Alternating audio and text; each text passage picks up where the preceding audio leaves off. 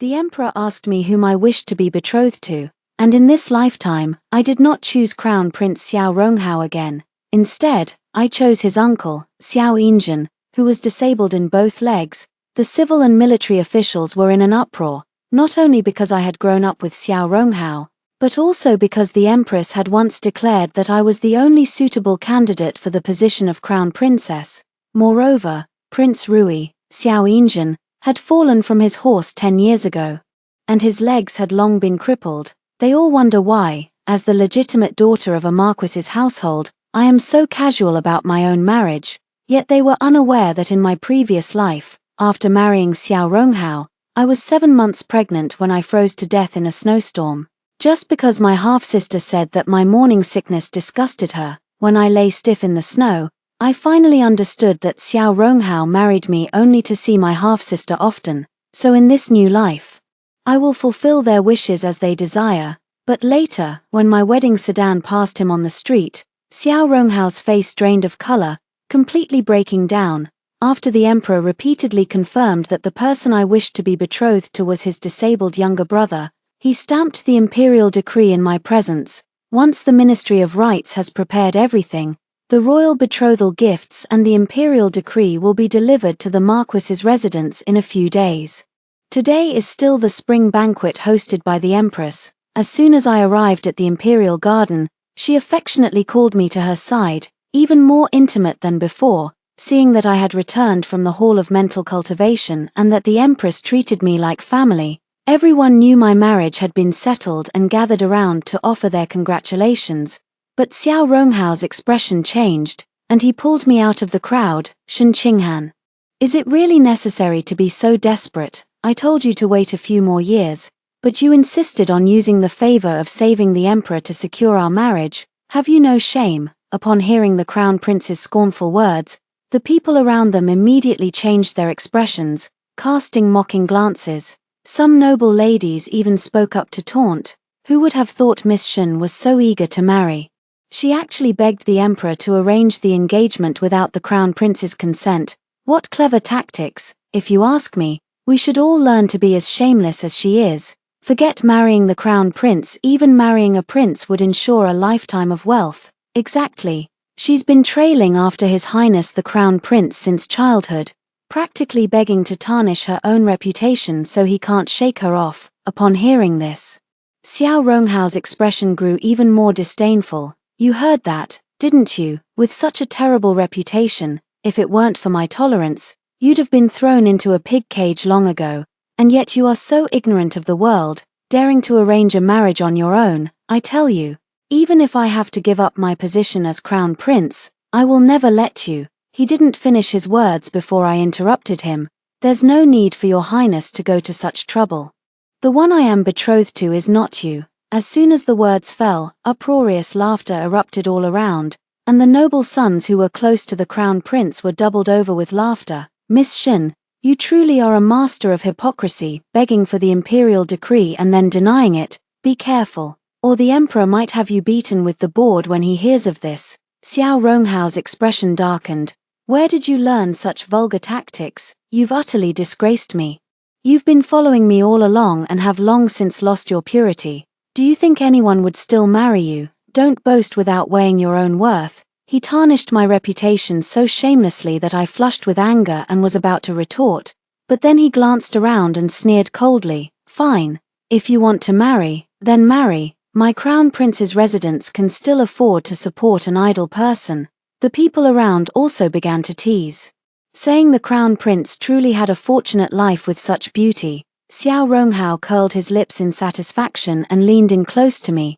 This is your only strong point. If you serve me obediently, I might grant you some dignity, but remember clearly, the mistress of the crown prince's residence will never be you. My heart tightened as I looked at Xiao Ronghao's playful expression. In my past life, he had kept everything hidden until the very end. Why is he being so bold now? Look at his smug and self-satisfied expression. Could it be that he has also been reborn? But it's just as well. I won't marry him in this lifetime anyway, so it's perfect that he gets what he wants. From now on, we'll go our separate ways and stay out of each other's business. Since he loves my half-sister so much, Let that despicable pair of lovers scheme and connive together. Just as I was about to explain the arranged marriage, the sorrowful voice of my half-sister, Shen Nanxiao, came from outside the crowd. Your Highness the Crown Prince and my elder sister are about to have a happy event, aren't they? That's wonderful, sister. Nanxiao is of humble status and knows she won't be able to attend the wedding day, so I'll take this chance to wish you both everlasting happiness in advance. Xiao Ronghao looked at Shen Nanxiao's tearful expression, his eyes brimming with heartache, but with everyone present, there was nothing he could do except shoot me a fierce glare. I never expected the Marquis's household to treat a concubine-born daughter so harshly. Shen Qinghan, how can you possibly be worthy of the position of crown princess? The mockery from the crowd grew even stronger, and a hint of smugness flashed in Shen Nanxiao's eyes. I glanced around at everyone and spoke with a smile. Then, Your Highness, who do you think is worthy of the position of crown princess? What about my sister, Nanxiao? Do you think she's suitable? As soon as I finished speaking, Xiao Ronghao's expression immediately changed. What nonsense are you talking about? Seeing his panicked expression, I sneered inwardly. He claimed to have eyes only for Shen Nanxiao, yet he couldn't let go of the power and influence of the Marquis's estate. No wonder they used me as a cover in my past life. I couldn't be bothered to cover for him anymore. I saw the Crown Prince's sachet hanging from my sister's waist, so I assumed you two were already in love.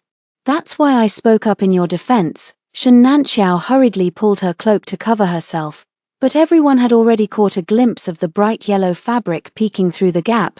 The crowd's expressions instantly turned mocking. Who would have thought that the illegitimate daughter of the Marquis's household would also be someone who quietly achieves great things?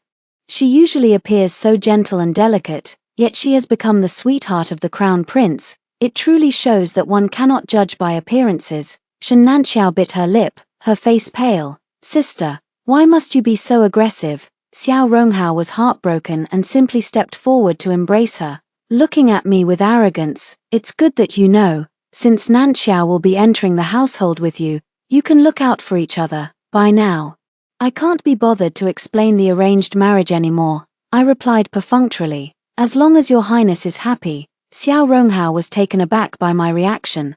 After all, in my previous life, I had been furious when he fooled around, perhaps feeling that his show of authority had the desired effect. Xiao Ronghao pondered for a moment before speaking leisurely. If you had been this magnanimous earlier, I wouldn't have delayed the marriage for so many years. Once the commotion subsided, the Empress, concerned, called me back and asked if Xiao Ronghao was angry because I had remarried someone else. I shook my head and revealed Shen Nanxiao's situation. His Highness the Crown Prince is about to have a happy event. Upon hearing it was Shen Nanxiao, the Empress sighed, a minor daughter of a concubine. If Hao likes her, just grant her the title of a Liangdi. As the spring banquet ended and I was about to board the carriage back to the mansion, Xiao Ronghao brought Shen Nanxiao and stopped me. Xiao Ronghao forcefully pushed me into their carriage, glaring at me with a hostile gaze. I knew you were up to no good, spouting nonsense in front of the Empress and only securing Nanxiao the title of a Liangdi. Shen Nanxiao timidly tugged at his sleeve beside him. Brother Crown Prince, as long as I can marry you, I don't care about titles or status. I know I can't compare to my sister. Before she could finish speaking, Xiao Ronghao sealed her lips with a kiss. I won't allow you to speak of yourself like that. Shen Nanxiao, her face flushed, pushed him away. Brother Crown Prince, my sister is still here. Xiao Ronghao cast a haughty glance in my direction but froze when he saw my calm and indifferent expression. He snorted coldly. Now you're pretending to be magnanimous. All right, Shen Qinghan, I originally intended to give the bridal sedan, wedding dress, and phoenix crown of the Crown Princess's ceremonial standards to Nanxiao, but seeing how sensible you are, I'll leave the bridal veil for you. After saying this, he looked at me with an expression that seemed to expect my gratitude and admiration. I ignored him and softly replied, "Oh." Xiao Ronghao, not getting the reaction he wanted, darkened his expression and held Shen Nanxiao even tighter. He took out a brocade box from his embrace, opened it, and stuffed it into Shen Nanxiao's arms. A night luminescent pearl, a tribute from foreign lands. Xiao Ronghao said this, but the corner of his eye was glancing sideways at me. I didn't even give him a glance, and his face darkened even more. When we arrived at the entrance of the Marquis's residence, Shen Nanxiao did not get off the carriage. Just moments ago, the two of them were all lovey-dovey, practically glued together, like dry wood meeting a spark ready to ignite at any moment. I was afraid they wouldn't be able to wait a moment longer and would end up getting intimate right in front of the Marquis's residence, so I turned around and reminded them, "Don't do anything in front of the Marquis's residence." Xiao Ronghao, however, flashed a knowing smile, then suppressed it and took my hand. "I knew you couldn't hold back, so why pretend to be magnanimous? Fine, I'll give you some face too. The bridal sedan won't be shabby when the time comes, but let me tell you. This is only if you behave yourself. I'm telling you, the only one I love is Nanxiao. If you make things difficult for her, don't blame me for embarrassing you at the wedding." I was so infuriated by his shamelessness that I laughed, but he mistook it for joy and shoved a box into my hands. "Here, since you're being sensible, I'm rewarding you. It's also a rare deep-sea pearl, though not as good as Nanxiao's. It's still a treasure in the palace. You don't need to be too overjoyed. As long as you behave, I'll save some good things for you in the future." Before I could speak, Xiao Ronghao boarded the carriage. The carriage slowly drove away, but the compartment was shaking abnormally. I sneered coldly and turned to go back into the mansion, but was stopped by Shen Nanxiao's maid, Shiliu. She snatched the box from my hands. "Miss, from now on, it will be Our Lady who manages the affairs of the Crown Prince's residence. You should not take things that do not belong to you. Your seductive tricks are useless. The Crown Prince's heart belongs only to Our Lady. She asked me to tell you that if you don't want to kneel in the snow again, you'd better behave. Shen Nanxiao has also been reborn in this life. No wonder she insisted on provoking me in front of everyone today. It seems she has long been secretly involved with Xiao Ronghao and now has a powerful backer." Memories from my past life churned in my mind once more. After I married Xiao Ronghao, the entire Marquis's household aligned themselves with the Crown Prince's faction. The Emperor and Empress treated me with great affection, even going so far as to order Xiao Ronghao not to bring any other women into the household before the birth of our first son. With such extraordinary favor, coupled with Xiao Ronghao's outward show of devotion, I truly believed I had chosen the right man. But who would have thought that after I became pregnant, Shen Nanxiao took up long-term residence in the Crown Prince's mansion under the pretense of taking care of me? It was only then that I learned of their despicable dealings. "Miss, why did you stop me just now, at the palace banquet?" Out of respect for the Crown Prince, I held my tongue. "But that wretched Shiliu is so brazen, shouldn't we teach her a lesson?" The words of my maid, Dao Hong, snapped me back to reality. Yet the humiliation of being helpless in the snow in my past life still lingered in my heart. I gently patted her hand. "They're nothing more than grasshoppers after autumn, let them jump around for a few more days." Peach Blossom nodded. "That's true. I can see that Prince Rui is very attentive to you. Even before you returned, gifts were already delivered to your door." Only then did I notice the brocade boxes piled on the table. Opening them, I found 10 night pearls, each larger than a fist.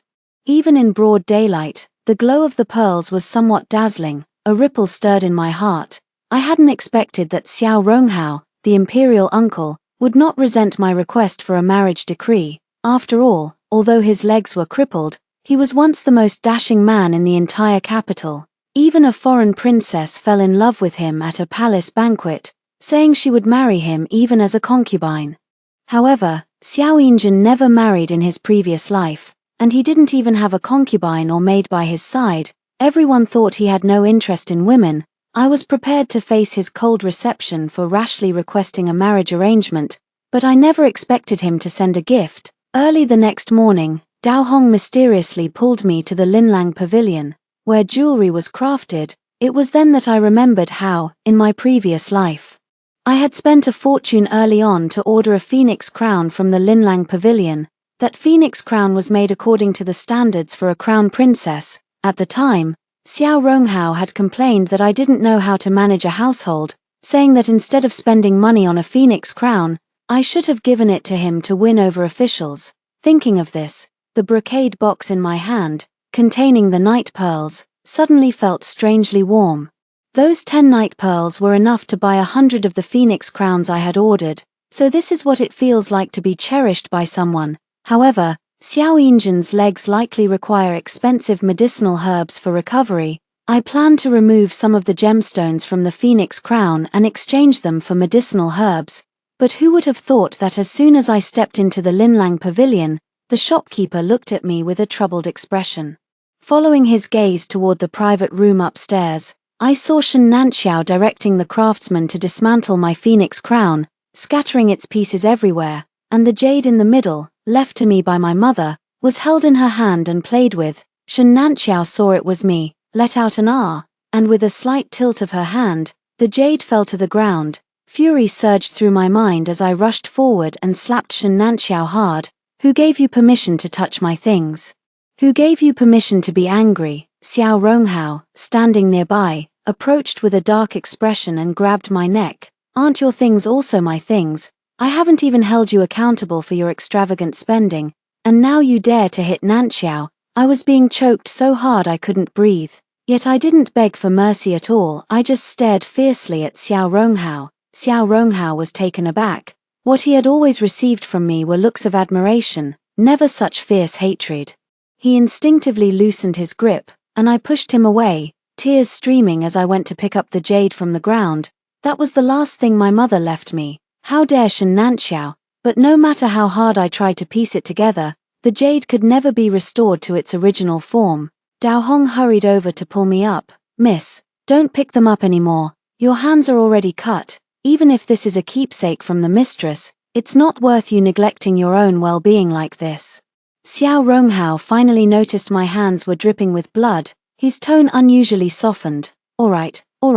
I and Nanxiao had no idea this was your mother's heirloom. I'll find you a bigger and better one later, ensuring you shine at the wedding." I stood up, glaring coldly at Xiao Ronghao. "Who wants your things? Let me tell you, Xiao Ronghao, I don't care for them. The sight of you disgusts me." Xiao Ronghao sneered coldly. "You're overplaying your hand, Shen Qinghan.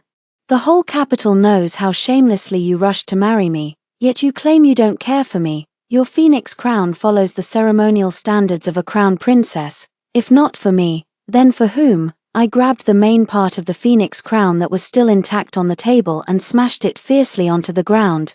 "Xiao Ronghao, mark my words, I would rather die than marry you in this lifetime."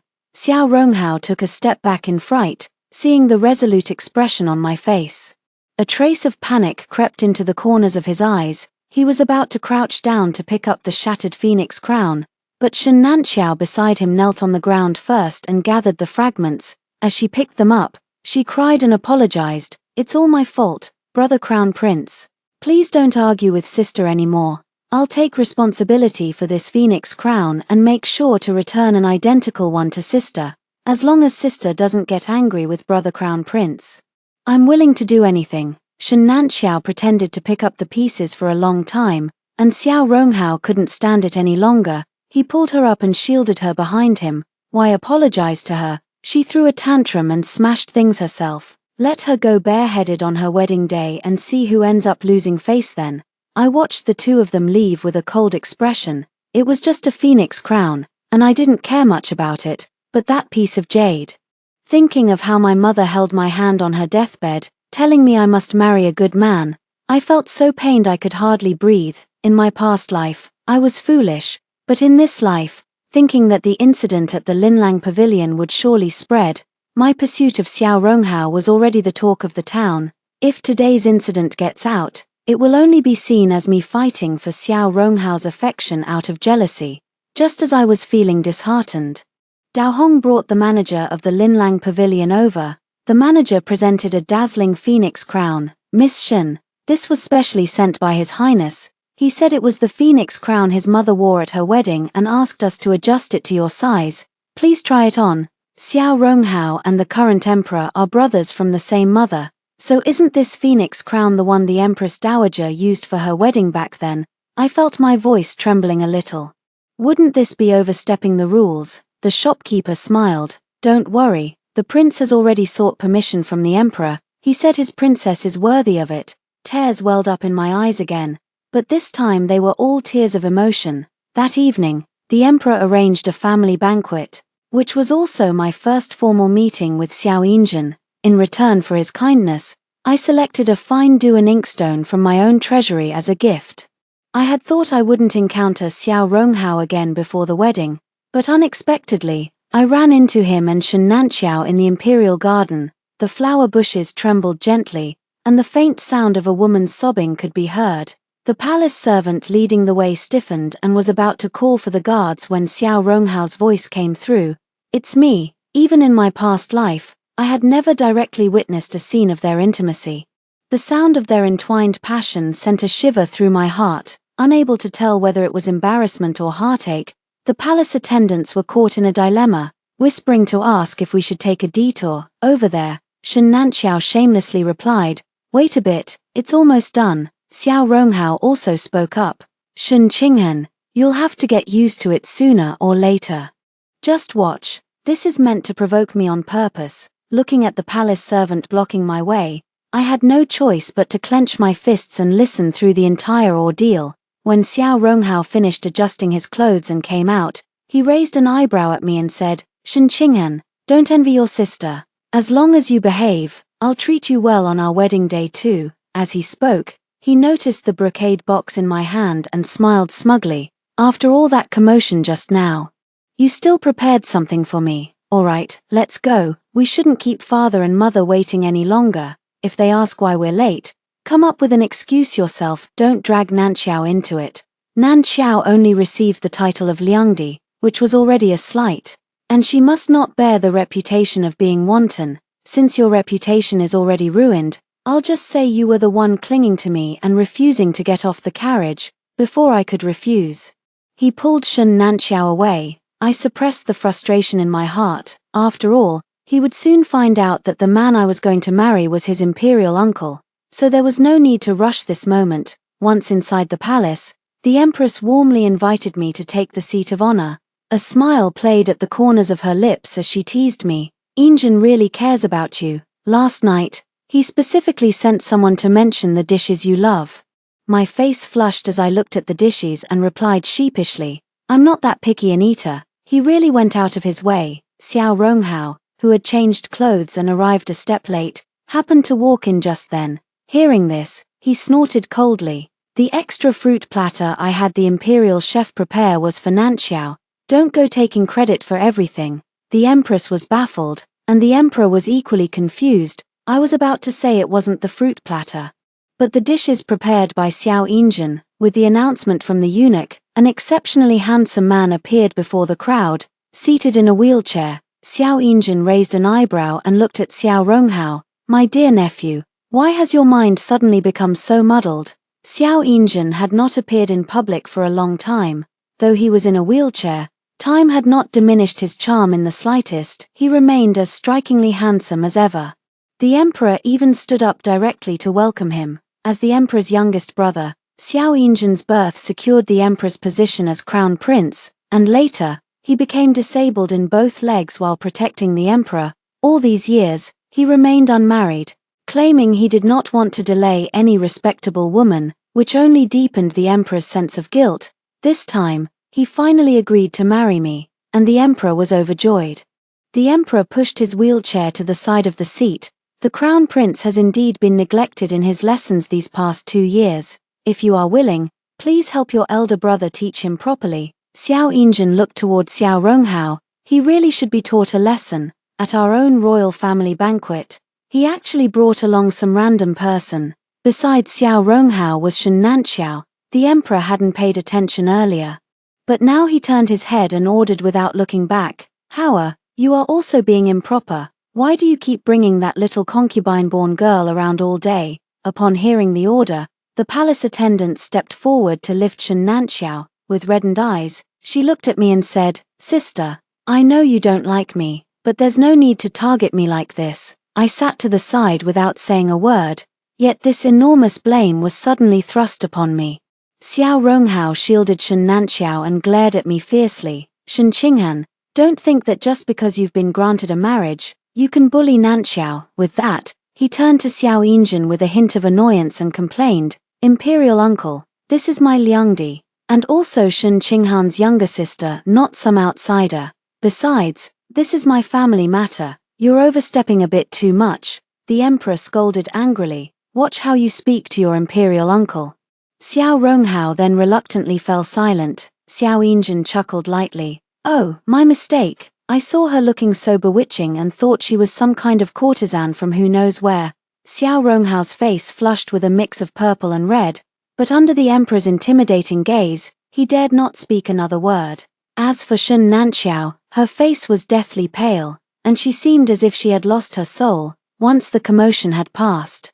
Everyone took their seats according to the seating arrangement. Shun Nanxiao, who had not been invited in the first place, could only stand beside Xiao Ronghao. Xiao Ronghao glared at me fiercely and whispered, "Ask Mother Empress to add a seat." I ignored him and continued helping myself to the dishes. Xiao Yinjin noticed me glancing a few more times at the rouge duck in the distance and immediately ordered the palace attendant to bring the dish to me, seeing the Empress's teasing gaze. I felt even more embarrassed to pick up my chopsticks. Xiao Yinjin directly placed a piece into my bowl. Xiao Ronghao saw this, his expression turning even uglier, and he directly mocked, "Uncle, you just scolded me. But aren't you also being improper? Why are you serving her food?" The emperor's temper flared, and he slammed his chopsticks down. "I think your mind needs a good, clear wake-up call." The empress quickly smoothed things over. "Alright, Hao didn't mean it." Xiao Ronghao didn't spare any face at all. "Indeed, if it's not your own flesh and blood, you won't truly protect them." The empress was not Xiao Ronghao's biological mother. Her good intentions were met with his retort, and her expression turned cold as well. Shun Nanxiao timidly spoke up. "Your Highness has been away from the imperial uncle for too long." Seeing that the imperial uncle didn't serve the emperor and empress first but instead served Miss Shun, he spoke impulsively out of indignation. Only then did the emperor's expression soften a bit, but the empress's smile had completely chilled. Xiao Yinjin didn't care about any of this and kept piling food onto my plate until it was almost overflowing. The emperor patted the empress's hand, set down his chopsticks, and spoke up. "This is a family banquet after all, meant for everyone to get acquainted and speak openly. Hao, I know that over the years, Qinghan has grown up with you, and your bond is extraordinary. But this wedding," Xiao Ronghao couldn't wait to interject, "your son understands, and all proper etiquette will be observed. However, Nanxiao is also Qinghan's sister. Although her status is not high, I intend to provide the same betrothal gifts for her as well. The date has been set for the same day, which is perfect for a double celebration. I have already discussed all of this with Qinghan.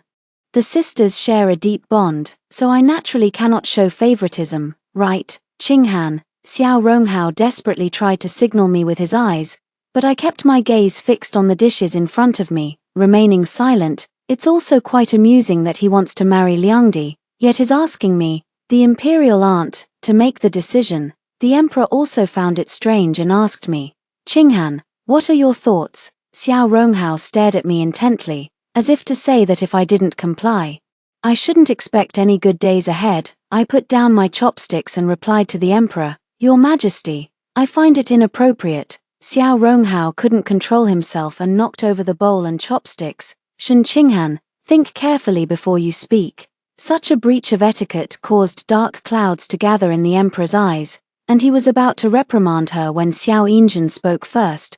"Brother, I think what Miss Qinghan means is that this might wrong her sister."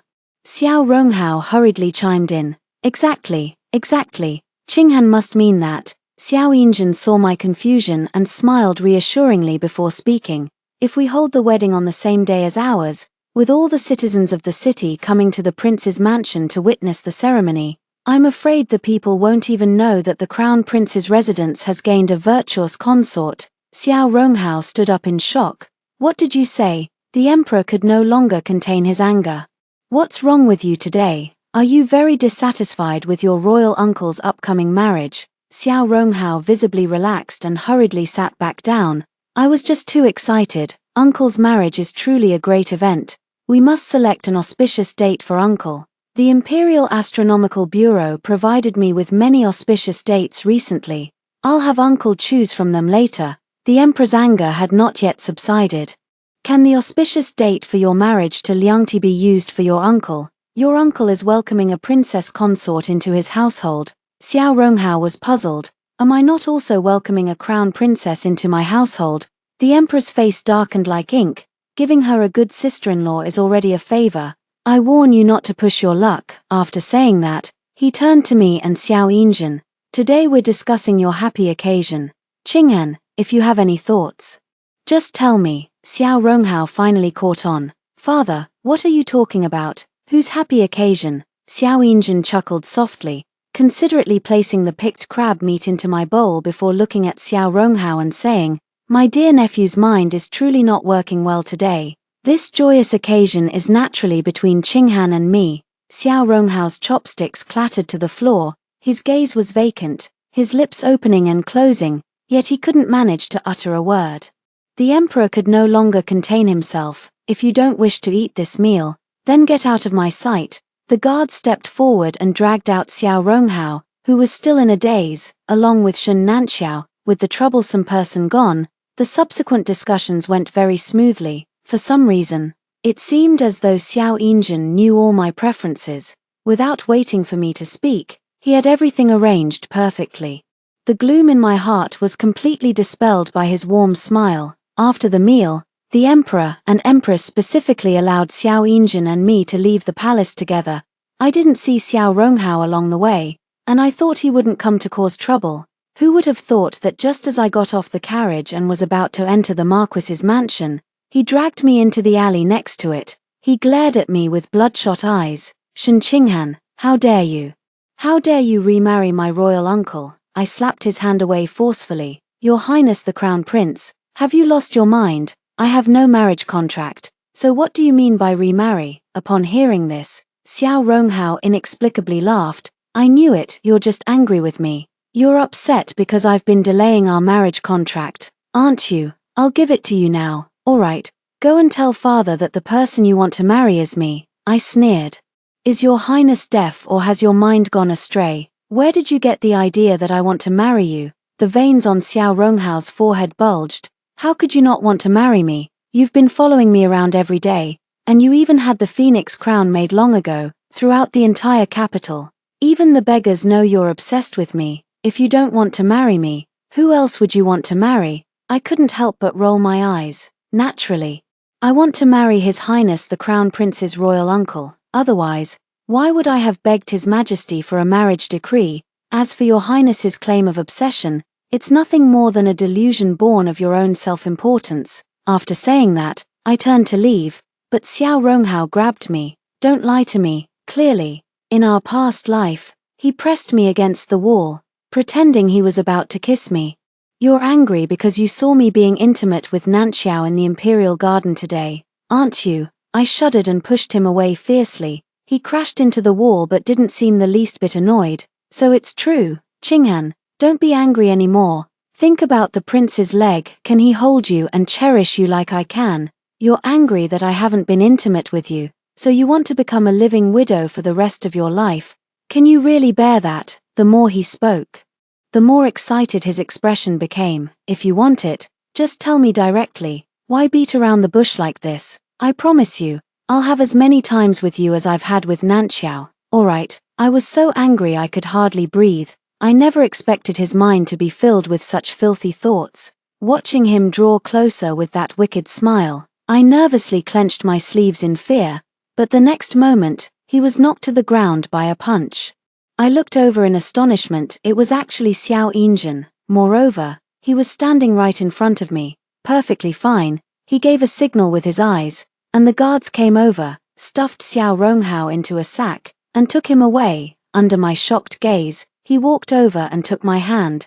I originally planned to share this good news with you, my princess, on our wedding day. This way, my royal brother and sister-in-law will know that my princess is a heaven-sent blessing.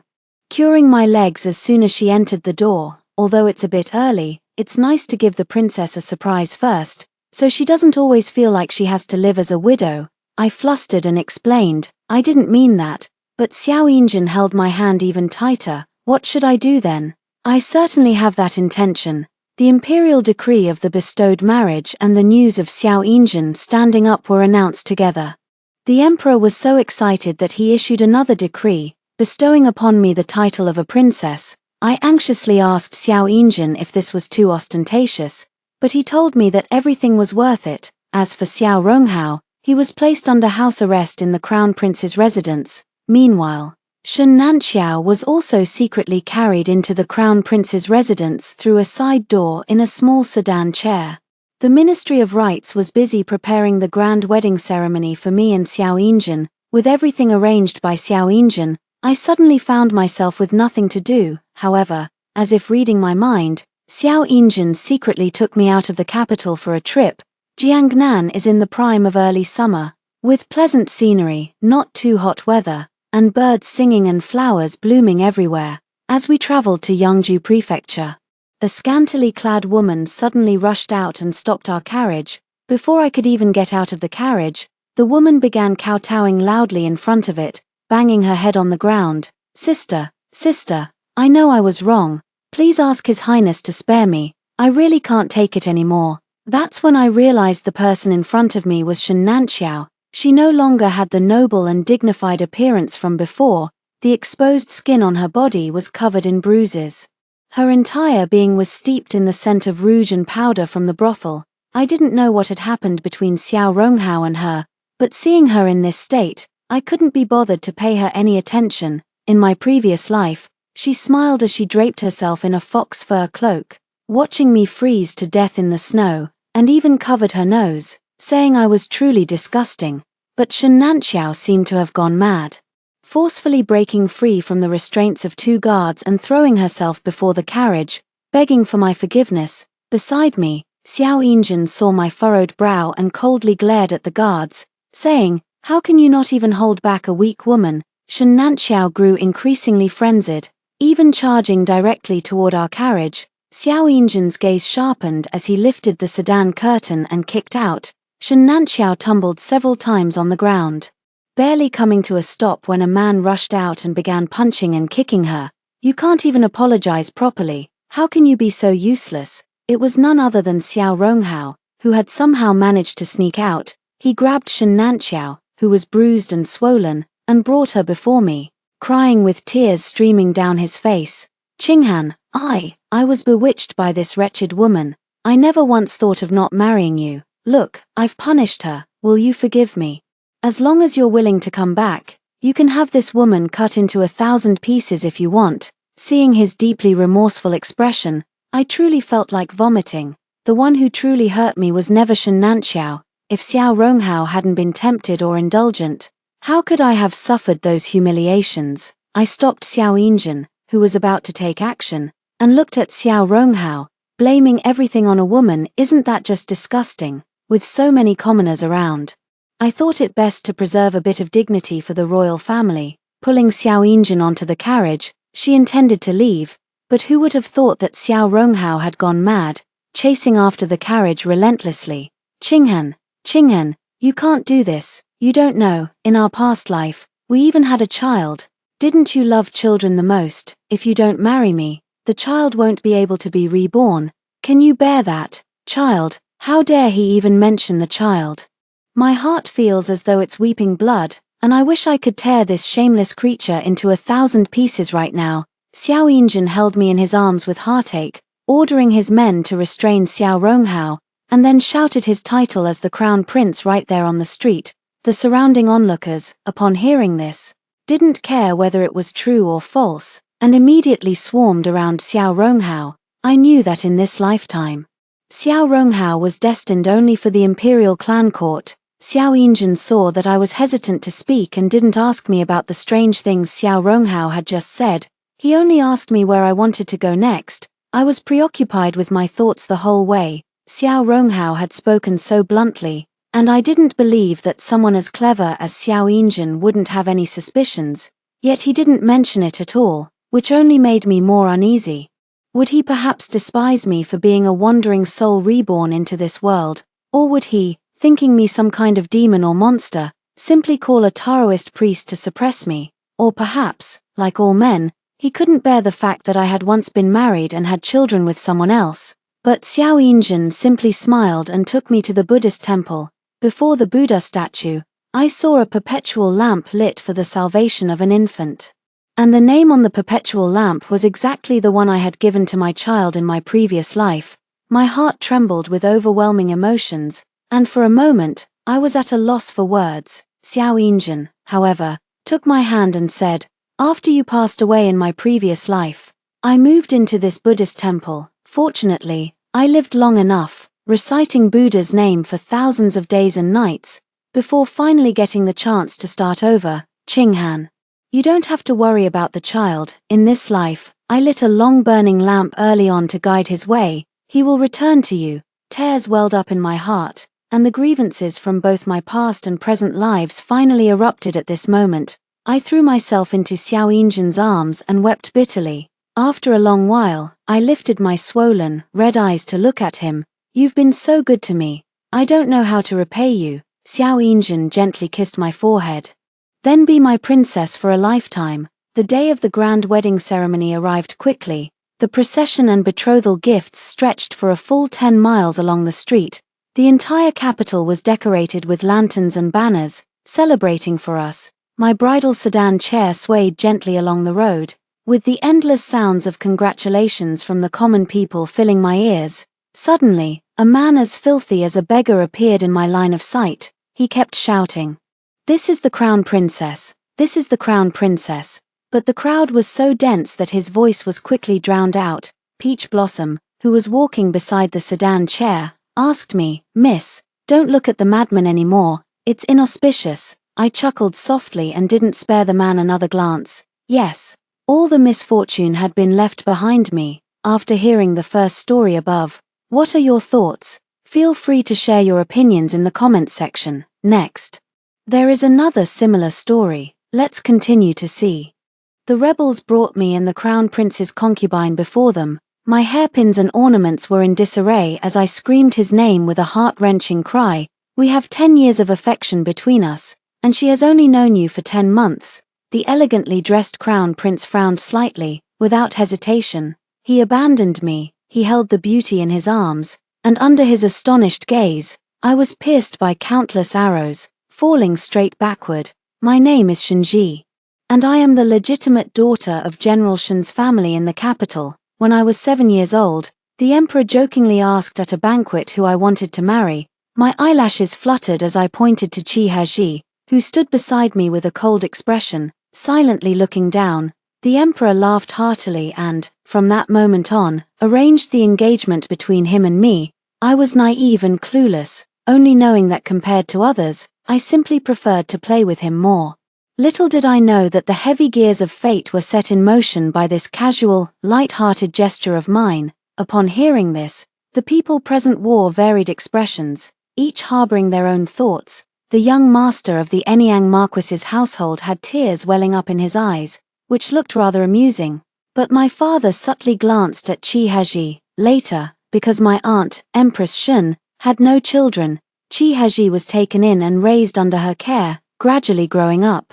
During the years he grew from a delicate, young child into a graceful youth. I often found excuses to enter the palace, ostensibly to visit my aunt, but in reality, to see him. Qi Haji was a very cold person, usually quiet and reserved.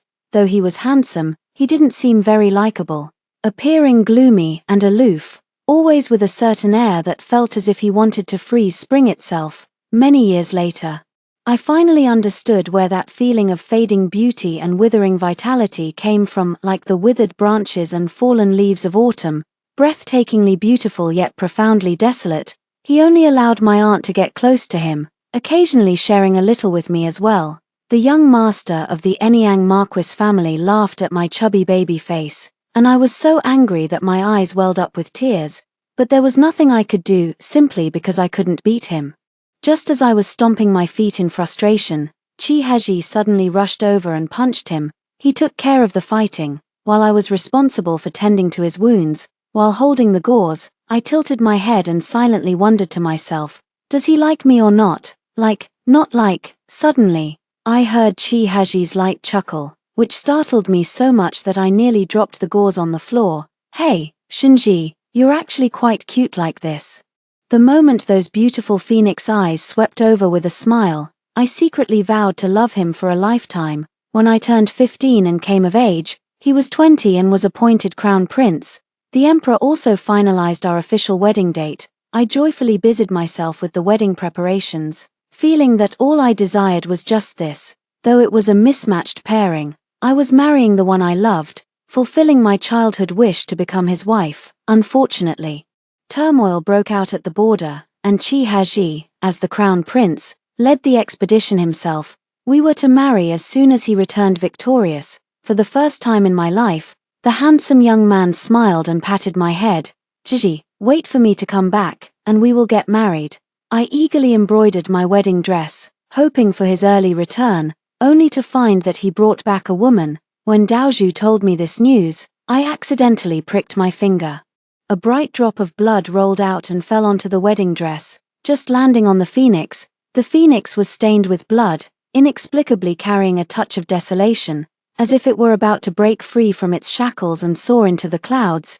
Yet I remained completely unaware, staring at her in a daze.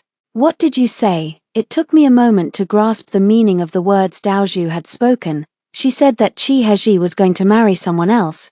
Tears fell before I even realized it. I shook my head in disbelief, as if that could dispel the impact of this matter. He wouldn't do that. We were about to get married. It must be a rumor. Yes, it must be. I need to go out. I need to see him. This absolutely cannot be true. Ignoring Daozhu's dissuasion, I dropped what I was holding, hastily lifted my skirt, and ran out the door, only to see my father standing at the courtyard gate. He looked at me and seemed to let out a sigh. My legs suddenly went weak, and the whole world spun around me. I fell ill, not knowing when I would recover. I drank countless bitter medicines until I could no longer taste the bitterness, and even candied fruits tasted bitter. My father knew I was feeling upset. He thought that as a man, he wasn't good with words and was afraid that saying the wrong thing might worsen my condition, so he always urged my mother to come see me. My mother, Lady Shen, angrily tossed her handkerchief aside and plopped down on the stool beside me. That little dog Chi Haji is really something. With your wedding just around the corner, he brings a woman home. Isn't this a blatant slap in the face to our Shen family? I couldn't help but laugh at her words. My mother had always been so refined and elegant. This was the first time I'd ever heard her speak so crudely. I couldn't help but pat the back of her hand to comfort her. But my mother grew more and more indignant as she spoke. We shouldn't have let Sister Hui adopt him in the first place. After all the effort we put into raising him for so many years, we ended up with an ungrateful wretch. He looks dignified, but in reality, I spit on him. Sister Hui refers to my aunt, Shun Hui, who is also Chi Haji's adoptive mother, Empress Shen. Before my mother met my father, she and my aunt were already the closest of friends. I couldn't help but lose myself in thought, recalling the story of how my father and mother first met. Although I had already heard my father vividly recount it countless times, I couldn't help but revisit it once more. At that time, my mother was very close to my aunt and often visited her at the mansion.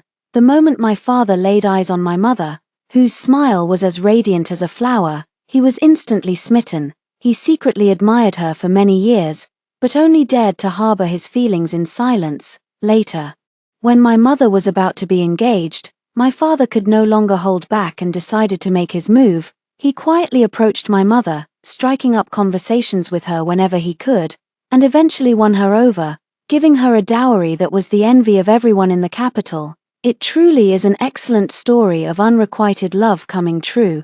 My father never took a concubine all these years, and I know he must have faced immense pressure for it. Unfortunately, such a story will not happen to me. After mother left, lying alone in bed, I was filled with doubts but didn't know where to start. Suddenly, I remembered Chi Haji's original mother, a young lady surnamed Ji Yu. I vaguely have some impression of her, a stunning beauty, though she was a bit cold. Her charm was undeniable, and one glance at her could make your bones melt. 15 years ago, a palace coup led to the extermination of the Ji Yu family, a scene of extreme brutality. With blood staining the palace gates, the emperor, taking pity on Chi Haji for his young age, frail health, and lack of a mother, spared his life and later placed him under the care of my aunt, Consort Shen. Could it be? Suddenly, a thought flashed through my mind, leaving me breathless and chilled to the bone. I hope it's not what I'm thinking. Chi Haji, you must not, under any circumstances, go down that path, just as my thoughts were swirling endlessly. Someone suddenly lifted the curtain and entered again. I nervously stood up, recognized it was Shen Wenyuan, then lay back down and let out an annoyed "mph. I am the only daughter of the Shen family. When my eldest uncle passed away from a serious illness and my aunt remarried that year, she entrusted their son, Shen Wenyuan, to my father. Out of familial affection, my father adopted him and registered him under the Shen family name. So, although Shen Wenyuan is my nominal older brother, he is actually my cousin. What are you doing here? Shen Wenyuan has a cold personality, but his appearance is exquisitely refined, like a character painted stroke by stroke in a watercolor painting, with deep contours and long eyelashes that cast dense shadows. I don't have much interaction with him on a daily basis. Whenever he sees me, he always lazily lifts his eyes and calls me miss. I was so angry that I wanted to hit him, but because his eyes were strikingly similar to Chi Haji's, I had to swallow my anger out of love for the person. I don't know how it happened, but they look so much alike. What a coincidence. I glanced at Shen Wenyuan, shook my head, and pushed the thought out of my mind. Shen Wenyuan looked quite spirited today, even with a hint of hidden joy. He patted my head. Shenji, there are plenty of fish in the sea. Why cling to just one flower? Seeing Shen Wenyuan's half-smiling expression, I couldn't help but feel a surge of anger. I even forgot to push away his hand and threw a pillow at him instead. Get away from me. You're just here to laugh at me, aren't you? Whenever I encounter him, my gentle and refined demeanor completely disappears. Shen Wenyuan, however, paid no mind and picked up the pillow, coaxing me gently and patiently. Hey, Shenji, I'm serious. Don't be sad over a man who isn't worth it. Eat something good, and when you wake up, you'll forget all about it. I was taken aback for a moment and was about to say something, but Shen Wenyuan vanished like a ghost in the blink of an eye. He was always like this, appearing and disappearing without a trace. I sighed and put this little matter out of my mind. A few days later, although I was still somewhat tired, I felt much more energetic than before. Dao Zhu and I were happily playing with the 9 linked rings together. Just as we had solved the 4th one, I unexpectedly heard footsteps. Someone lifted the curtain and walked into the room. Peach Pearl hurriedly knelt down, and I turned around, curtsied, and called out, "Father, Mother," yet the two of them seemed distracted, as if hiding something in their hearts. Naturally, I knew what it was about. I smiled nonchalantly on my face. It's fine. I can accept it. This outcome was long overdue. What kind of daughter did you think I was? Though my childhood name is Jiao Jiao, I'm not truly delicate, am I, my dear child, alas. My mother stroked my thin little face, the words she wanted to say turning into a long sigh in her chest. My father's eyes also reddened slightly as he said softly, "Jiao Jiao has lost weight these past few days. The engagement has been called off. What did Chi Haji say about it?" I broke the silence, lowering my head to fiddle with my fingers, pretending not to care. "Your father has already gone to the palace to request the emperor to annul the engagement." Chi Haji knelt before the hall, saying he would rather die than not take that woman as his concubine, infuriating both the emperor and Huajie. This marriage is likely ruined. The emperor bestowed a great many gifts to console us, and publicly claimed that the two families mutually agreed to call off the engagement. But what good does that do? My mother sneered coldly. We've invested so much effort in Chi Haji over the years, yet he turned out to be a hopelessly infatuated fool. She glanced at me again. Your mother never wanted you to enter the palace, just like your aunt, though she is favored throughout the 6 palaces. She is not as happy as when we first knew her. But who told you to point to Chi Haji? We thought you truly liked him. Mother, I forced a smile. I don't like him anymore. Mother cast a skeptical look my way. Really, I don't believe it. Noticing my expression change, she cleverly shifted the topic. Whether you like him or not doesn't matter. Tomorrow, I'll start looking for eligible young men from noble families for you.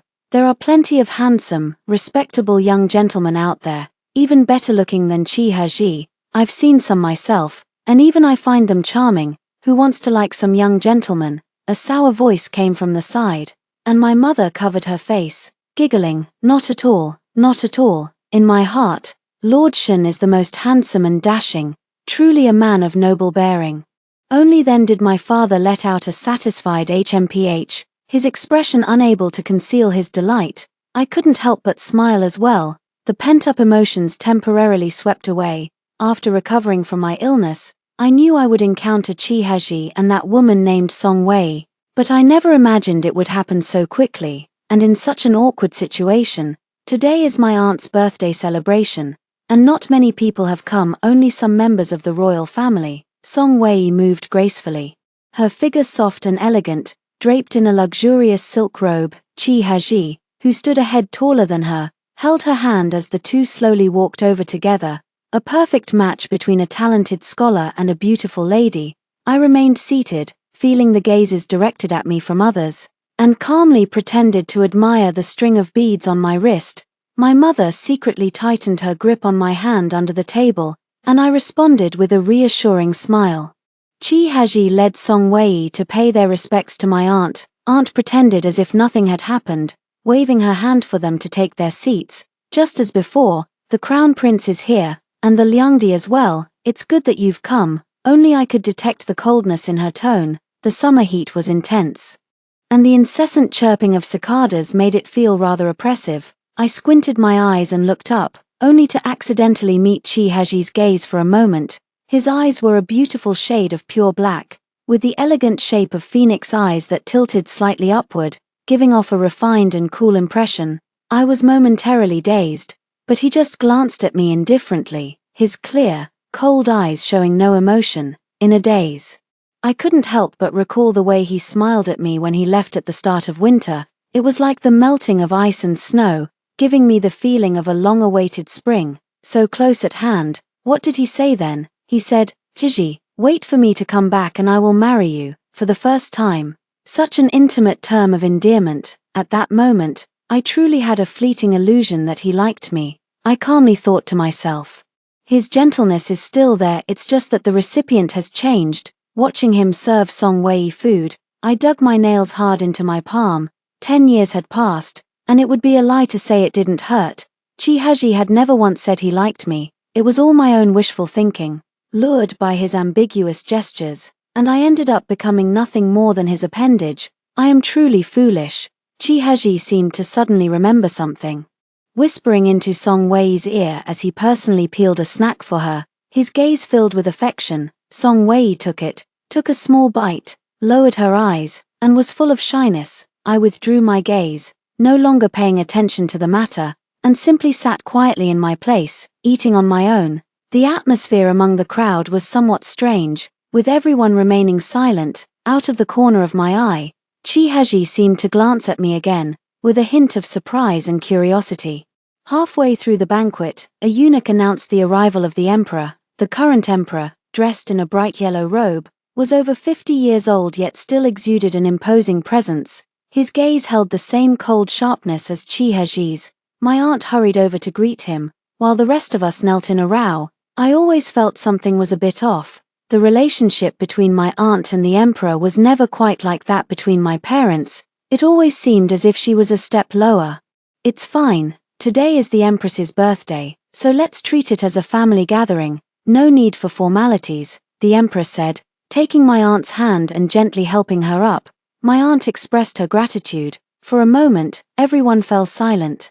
The crown prince has been growing more and more outstanding these days. I am quite pleased to see it, the emperor said. Sitting down and picking up a bite of food, he glanced at Chi Haji with a smile, but his gaze then drifted through the crowd.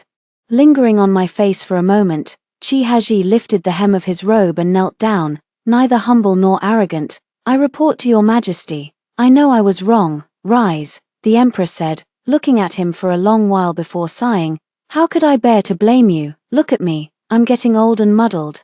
My heart skipped a beat. The emperor had few heirs, and the only adult son with talent was Chi Haji, raised under his aunt's care. He had long shed the identity of being the descendant of a disgraced official. In truth, this marriage was never meant to be. It was acceptable when Chi Haji had a lowly status before, but now he is no longer what he used to be. The Shun family cannot afford to produce a second empress. The emperor appears to be venting his anger on my behalf, but in reality, he still favors Chi Haji. If Chi Haji becomes emperor in the future, where will the Shun family stand? Thus, The banquet concluded amidst the varied thoughts of all present. The emperor bestowed some gifts upon my aunt with little enthusiasm, and she accepted them all with a smile. I bid farewell to my aunt, who tightly grasped my hand, a trace of sorrow flickering in her beautiful eyes. "Jiao Jiao, wait for me in the garden."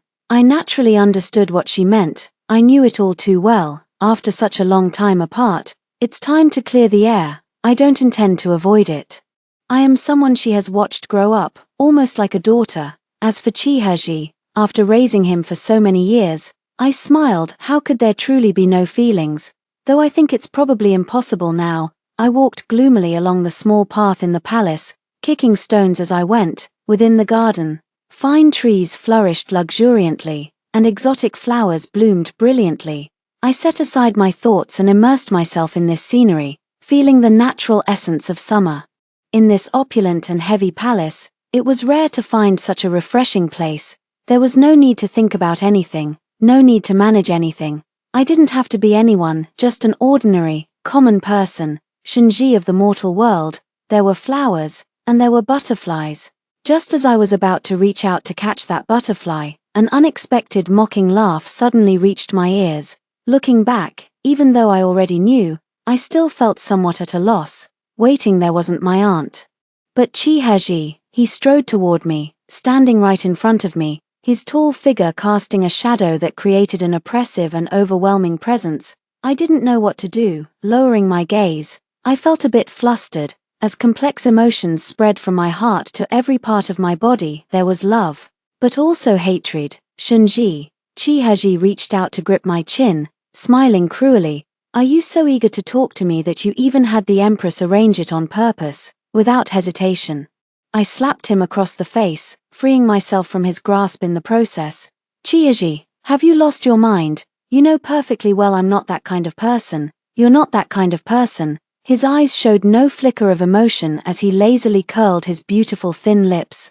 I struggled so hard to understand the meaning behind the words he uttered slowly and deliberately, just like when I first tried to figure out what Dao Zhu was saying. "You like me, don't you?" I froze in place, feeling as if a thunderbolt had struck, my mind buzzing with a sudden hum. "So you knew all along, Qi Heji, then, do you like me even a little?" After all these years, I finally asked him how he felt. Even though I knew it was likely to be in vain, I still felt a sense of relief, as if something had been let go at that moment. A long time passed. Qi Heji smiled beautifully yet cruelly. "No, never."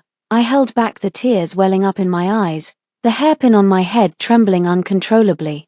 "Fine, it was all my wishful thinking. From now on, there will be no connection between us." I turned around, and the person behind me remained silent, not uttering a single word.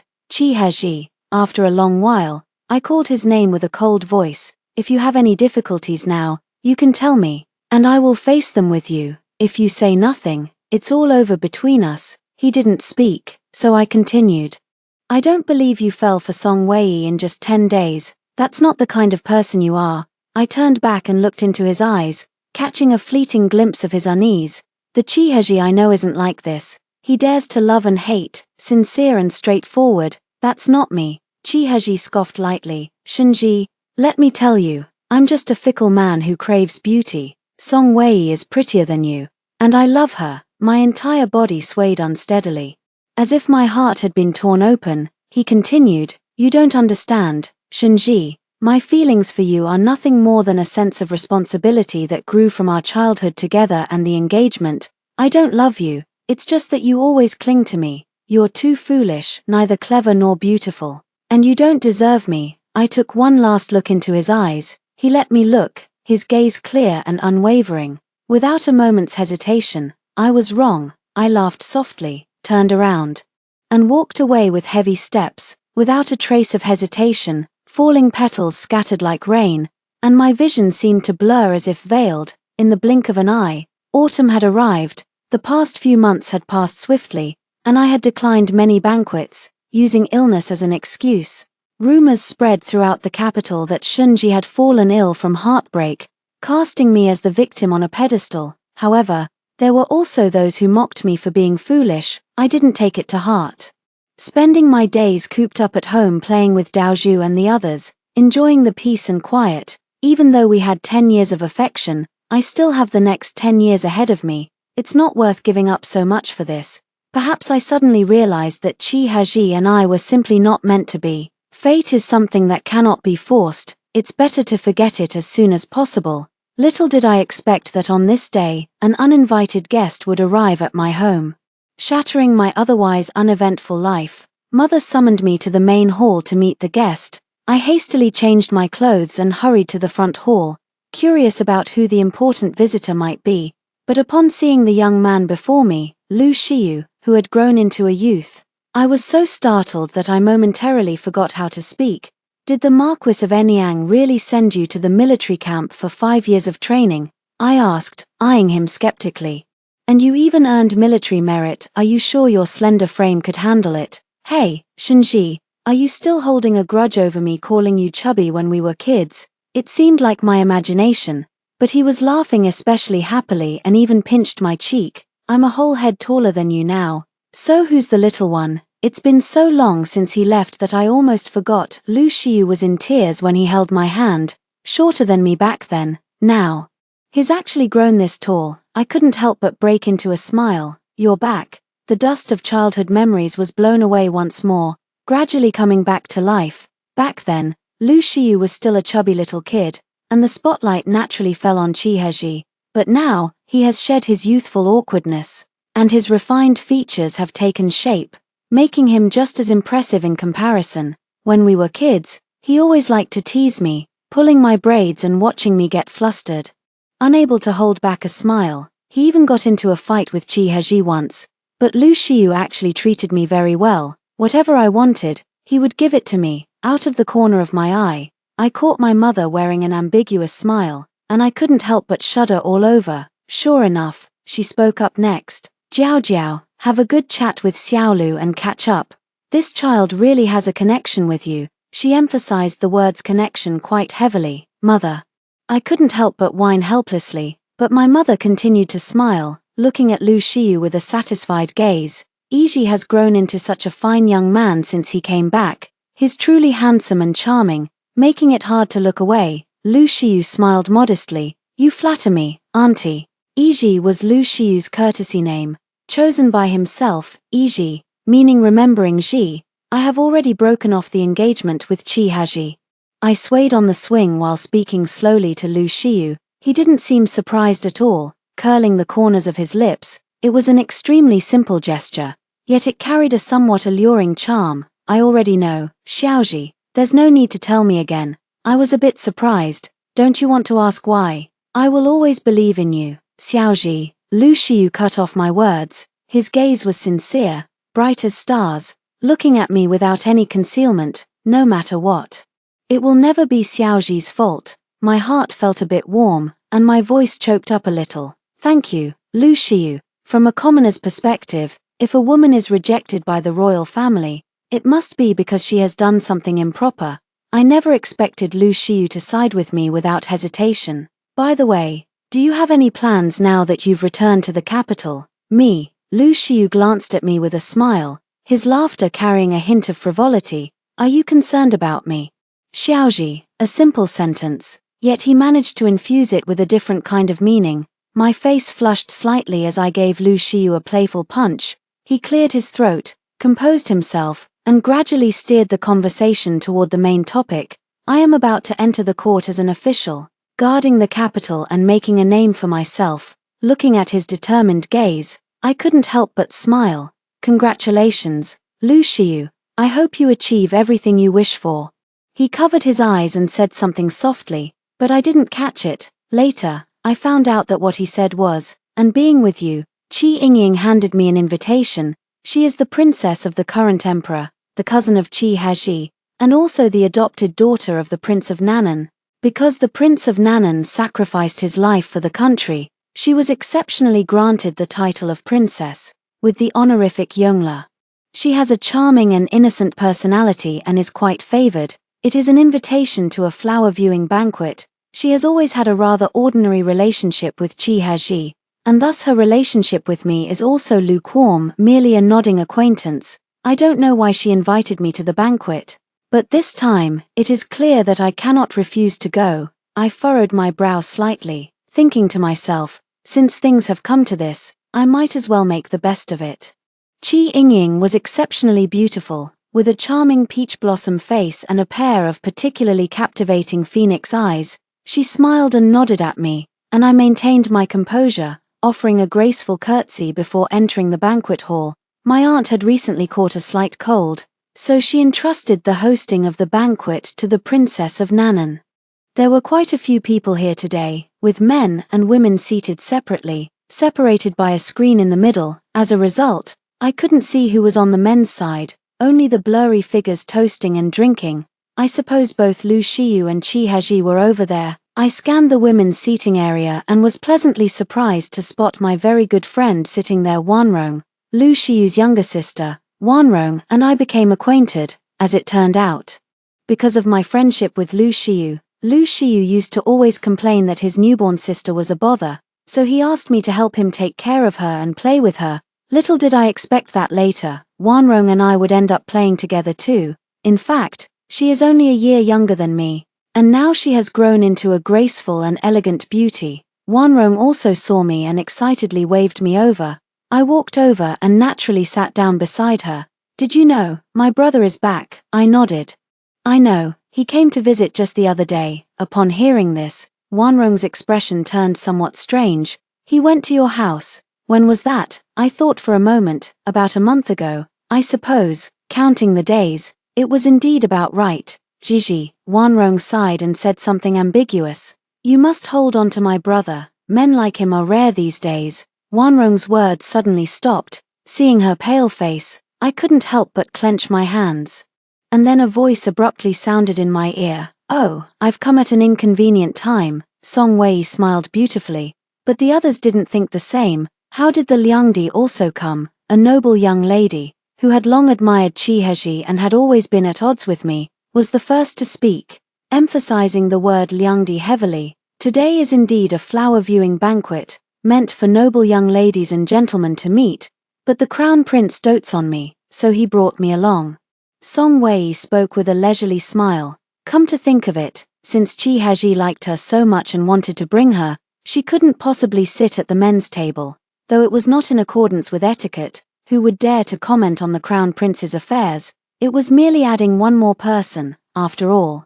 The young lady from the noble family fell silent, giving up the fight. I quietly took a sip of tea. Song Wei, however, smiled and slowly walked toward me. Miss Shen, may I have the honor of sitting with you? I knew her purpose for coming today, but I remained calm. Glancing around, I noticed only this spot was available, so I smiled slightly, graceful and poised. Very well, consort Song. Song Wei took the seat beside me, her beautiful fox-like eyes turning toward me, filled with pride and provocation. Without any attempt to conceal it, Wanrong was furious, secretly clenching my hand, yet her expression remained unchanged. Miss Shen, how have you been lately? She spoke close to my ear, her voice very low. Unaware onlookers might have thought we were sharing an intimate whisper. I gave a light smile, lazily twirling the teacup in my hand. Lady Song Liangdi, if you have something to say, just say it. There's no point in beating around the bush like this all the time. Miss Shen is quite straightforward. Song Wei showed no embarrassment at being called out, still smiling. I'm pregnant with Qi Haji's child. In an instant, my face paled, but I quickly snapped back to reality, digging my nails into my palm to calm the turmoil within. Is that so? Then congratulations, Consort Liang. Miss Shen, you really are a heartless person. Aren't you sad? Song Wei murmured. Don't you want to think about how he held me in his arms, how he kissed me, how he... Enough, Song Wei. Why must you do this? He and I have already parted ways. My forehead throbbed as I gritted my teeth and whispered. I'm just that kind of boring person, Song Wei said with a smile. I just love seeing you abandoned by him. What does it matter if you're a noble lady from a prestigious family? Without his favor, you're nothing, not even as good as a lowly concubine like me. She changed her tone, stroking her belly with a radiant smile. Our future child will surely be the best, the most beautiful, and the happiest in the world. Don't forget, Liangdi, I reminded her coldly. You will never become the principal consort. Qi Haji may not marry me, but he won't marry you either. As for whether your child can survive, that depends on your own abilities. Song Wei didn't take it seriously. You don't need to tell me, Miss Shen. Chi Haji loves me, and that's enough. Even if you think I'm despicable, he still loves me. Love is the only thing that matters. She covered her mouth with a handkerchief and chuckled softly. Gigi, Wanrong couldn't bear to listen any longer. She glared fiercely at Song Wei and stood up. I'm feeling a bit unwell. Come with me for a walk outside. I understood what she meant and didn't want to argue with Song Wei any further, so I thanked Qi Yingying and left. Wanrong grabbed my wrist and stormed out, dragging me along with her. The air on the path of the princess's residence is very fresh. I walked quietly, feeling somewhat disheartened, my mind still not fully recovered. Unintentionally, I spread open my palm, which had a small patch of bloody flesh, and couldn't help but let. I didn't really feel much pain at the time, just kept trying to restrain myself. Never thought I'd be so harsh. Wanrong glanced over, her eyes full of heartache. Sister Ji, she shook my shoulders, trying to bring me back to my senses. Don't be like this. It's too foolish. 10 years. So what? My brother has also been with you for 10 years. She mustered up the courage to say, you could consider my brother. I mean it. Chi Haji isn't worth it. Wanrong, after who knows how long, I spoke softly, meeting her hopeful and anxious gaze. You know, I can't just be with someone else so quickly, but I've already decided to forget Chi Haji. I took one of her hands, patted it soothingly, and said with a smile, besides, your brother might not be willing either. Brother, Wanrong called out. Just as I was wondering, I turned around and saw Lu Xiu. He stood there dressed in an elegant black robe, holding a folding fan, his smile gentle and light, making his jade-like face even more striking, his peach blossom eyes shining like stars. There's nothing more unsettling than someone usually carefree and unrestrained suddenly turning tender and affectionate. You would be afraid to look into his eyes, too intense, as if one glance would make you fall in and never escape. Rongmei, there's no need to persuade Xiaoji on my behalf. Let her choose what she wants. Lu Xiu seemed a bit shy. His face slightly flushed, but he still pretended to be nonchalant. Hey, Shenji, I like you. Every word he spoke was clear, echoing with the rhythm of my heartbeat. But I don't want to force you. Just do what you want. Always be the sincere and passionate Shenji. Don't settle and regret it later. I'll wait for you forever. Lu Xiu's voice was uncharacteristically gentle, but his ears were flushed an unbelievable shade of red. I looked into his eyes, opened my mouth, and was just about to say something. What are you doing? A hand suddenly knocked Lu Xiu away. I turned my head and saw Chi Haji standing there, tall and graceful, breathing heavily, with an unmistakable restlessness in his eyes. Are you out of your mind, Chi Haji? Wanrong stomped her feet and scolded. Why aren't you taking care of your Liangdian child? What are you doing here? What does Shenji have to do with you? Chi Haji looked at her coldly, his brow furrowing deeply. What are you talking about? I don't understand. He stepped forward to grab my hand, his tone pleading. Come with me. I'll tell you everything. Gigi, Chi Haji, have you gone mad? What nonsense are you talking about? Song Wei, who had rushed over in a hurry, quickly stepped in and pushed his hand away. You're confused right now. Don't make me say something that could cause trouble. Do you really want to lose everything? Chi Haji stopped in his tracks, as if remembering something. He gave a pitiful, miserable smile, allowing Song Wei to help him away under the pretense of being drunk, yet his eyes looked exceptionally clear and cold, not a hint of intoxication in them.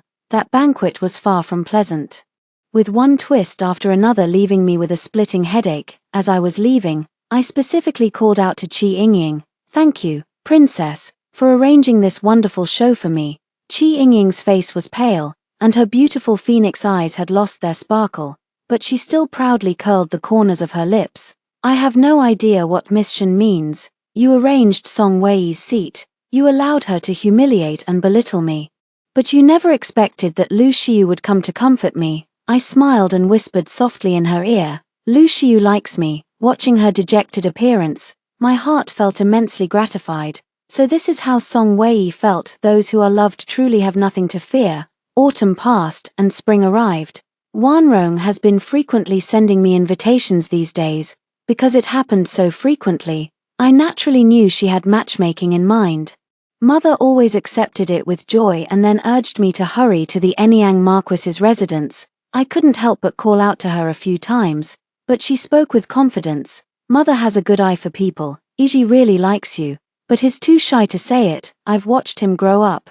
He has a good character and a good family background. You and Wanrong are just like me and Sister Hui. We've also watched Chi Haji for 10 years, I said with a bitter smile. What good did it do? Mother fell silent. Though I said it, deep down I understood that Lu Shiyu and Chi Haji were different. Lu Shiyu may seem carefree and indifferent to everything, but in reality, he is more composed than anyone else, free-spirited, unrestrained, and full of passion. As for Chi Haji, he appears cold and unflappable.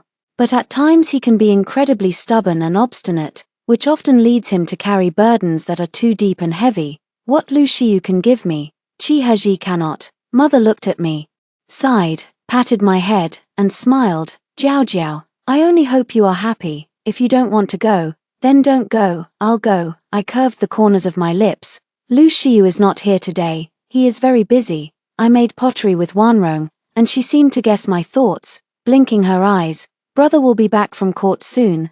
No need to be in such a hurry. Ah, was I that obvious? I blushed a little, instinctively touching my face, but forgot about the clay on my hands and ended up smearing it all over. Wanrong took a look and couldn't hold back her laughter. Collapsing into my arms, I took out a handkerchief, thinking about finding a bronze mirror to wipe my face. Just then, Lu Shiyu suddenly strode into the courtyard, dressed in official robes. With several sticks of candid haws in hand, I forgot to breathe, staring at him in a daze without thinking. Lu Shiyu suppressed a slight smile, handing the candid haws to the cheering and jumping Wanrong. Then, as if breaking free from restraint, he burst into laughter. The young man's laughter was radiant, his eyes crinkling into crescents, and somehow, it imprinted itself in my gaze. Ha ha ha, Shinji, how did you manage that? You look just like a little kitten, he laughed, rolling up his sleeves and carefully wiping my face with his finger. The warm touch of his finger brought me back to my senses. I angrily kicked him and said, Lu Shiyu, stop right there. Don't you dare run away. Where did all the tenderness from the other day go? Did he just swallow it all up? And so, Lu Shiyu and I chased each other back and forth, going at it like that. In the end, I still managed to catch him, and I triumphantly smeared a handful of mud on that handsome face. He looked at me, I looked at him, and we both burst into laughter at the same time. The sunlight was just right, at that moment. I forgot that I was the legitimate daughter of the Shen family, or the once future crown princess who was supposed to enter the palace. At that moment, I was nothing. I was just Shinji. After the playful scuffle, we cleaned up, and Lu Shiyu treated Wanrong and me to the candid hawthorn skewers he had bought on his way back from court. As a way of apologizing, I lowered my head and took a bite. The three of us sat on the threshold in front of the courtyard, utterly unpretentious, each holding a skewer of candid hawthorn in perfect unison. Xiaoji, Lu Shiyu's eyes shimmered, his profile coming into my view as he tilted his head slightly and said with a smile, Do you remember, when I was little in the palace, I often brought you candid haws to eat? I remember, I replied with a smile. You almost got a beating from your father. It feels like it was just yesterday. Lu Shiyu stroked his chin and sighed. So much has happened in the 5 years I've been away, I almost missed it all. But, Xiaoji, I won't miss anything that comes after this. His voice was gentle yet resolute, as if guided by some unseen force. I looked at him and softly said, Okay. Lu Shiyu's eyes gazed deeply at me, then lifted slightly, brimming with a beautiful radiance. That night, I had a dream, and it was very unsettling. It wasn't that I had never dreamed before, but most of them were forgotten.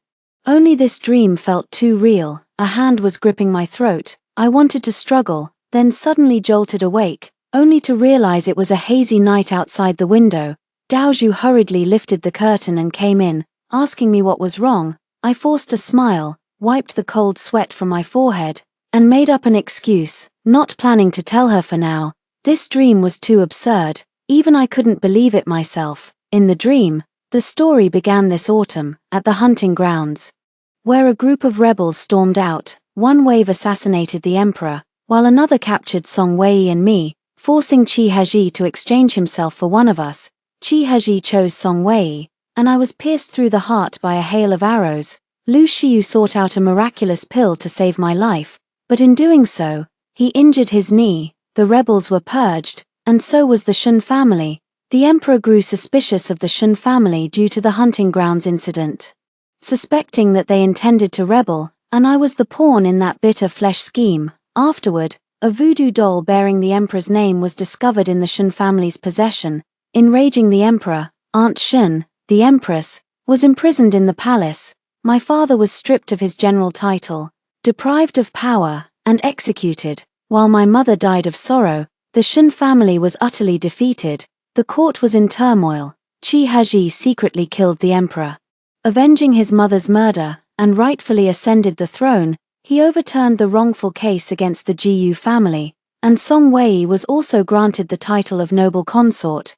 My aunt was honored as the Empress Dowager, but she was disheartened and disillusioned with the world. She voluntarily shaved her head to become a nun, going to the Buddhist temple to live a life of vegetarianism and prayer. Amidst the palace coup, I was powerless, witnessing Lu Xiu die before my very eyes.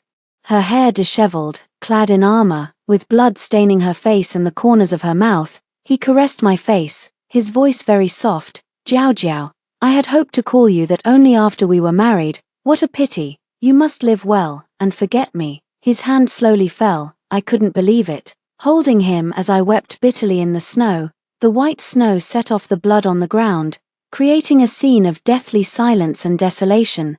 Qi Haji reached out his hand to me, saying he wanted to marry me as his empress. I cursed him as a treacherous rebel who deserved a miserable death, and was slapped by Song Wei.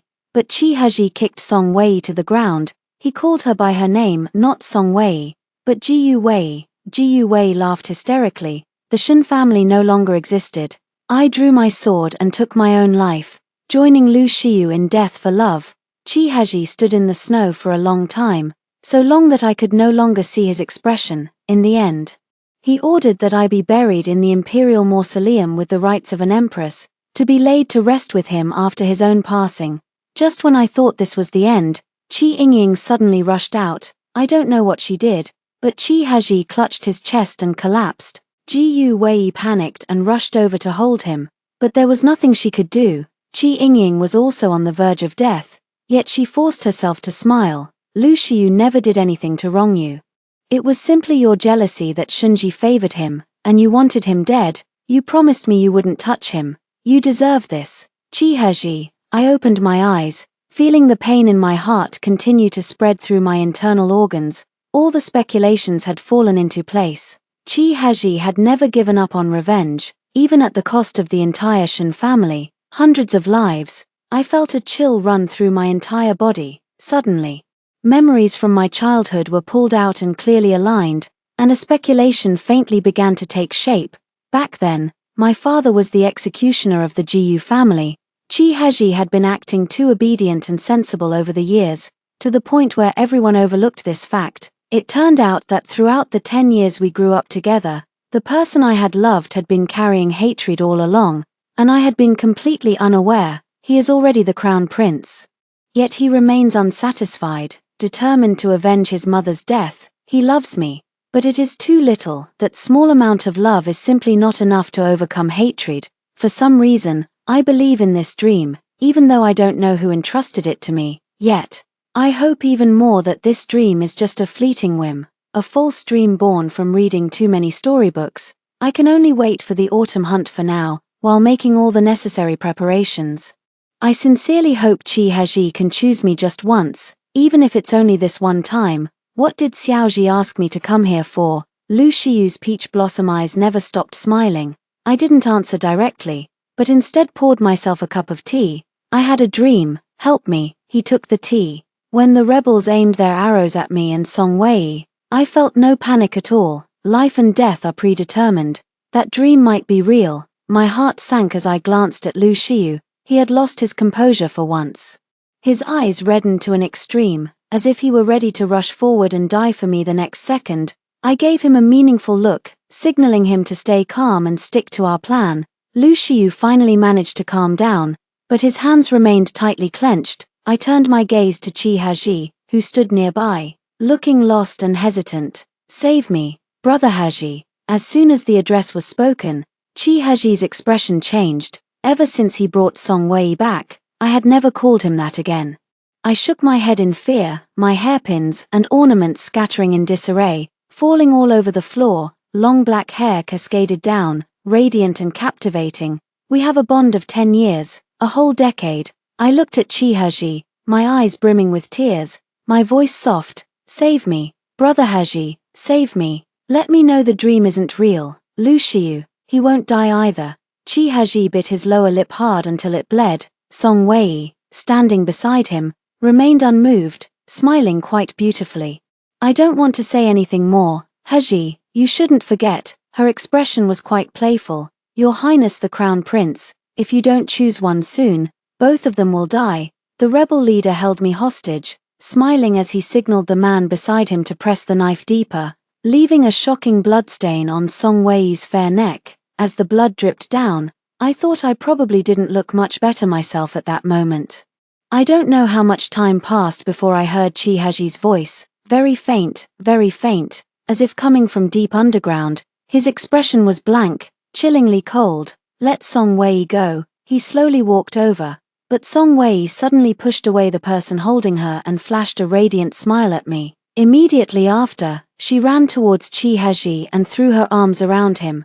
The rebel leader laughed heartily, placing the blade against my neck once more. "In that case, let's die together and be done with it." I should have been trembling with fear, but instead, I felt an unprecedented sense of calm.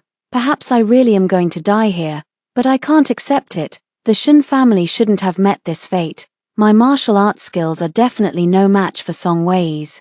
She could have escaped just now, yet she waited until later to leave. I understand perfectly well that she wanted to put on a show for me. She naively believes that Chi Haji loves her, but what she's using isn't love, it's blackmail. He simply made a suitable choice between love and profit. Song Wei is also quite foolish. Where is there any true love? In the imperial family, there is only permanent interest. Lu Xiu dismissed the crowd, and Chi Haji left with Song Wei. Glancing back at me as they departed, my expression was very calm, without love or hatred. The rebel leader picked up an arrow and stabbed it into my heart. Pierced through the heart by an arrow, I spat out a mouthful of sweet, bloody liquid and smiled at him.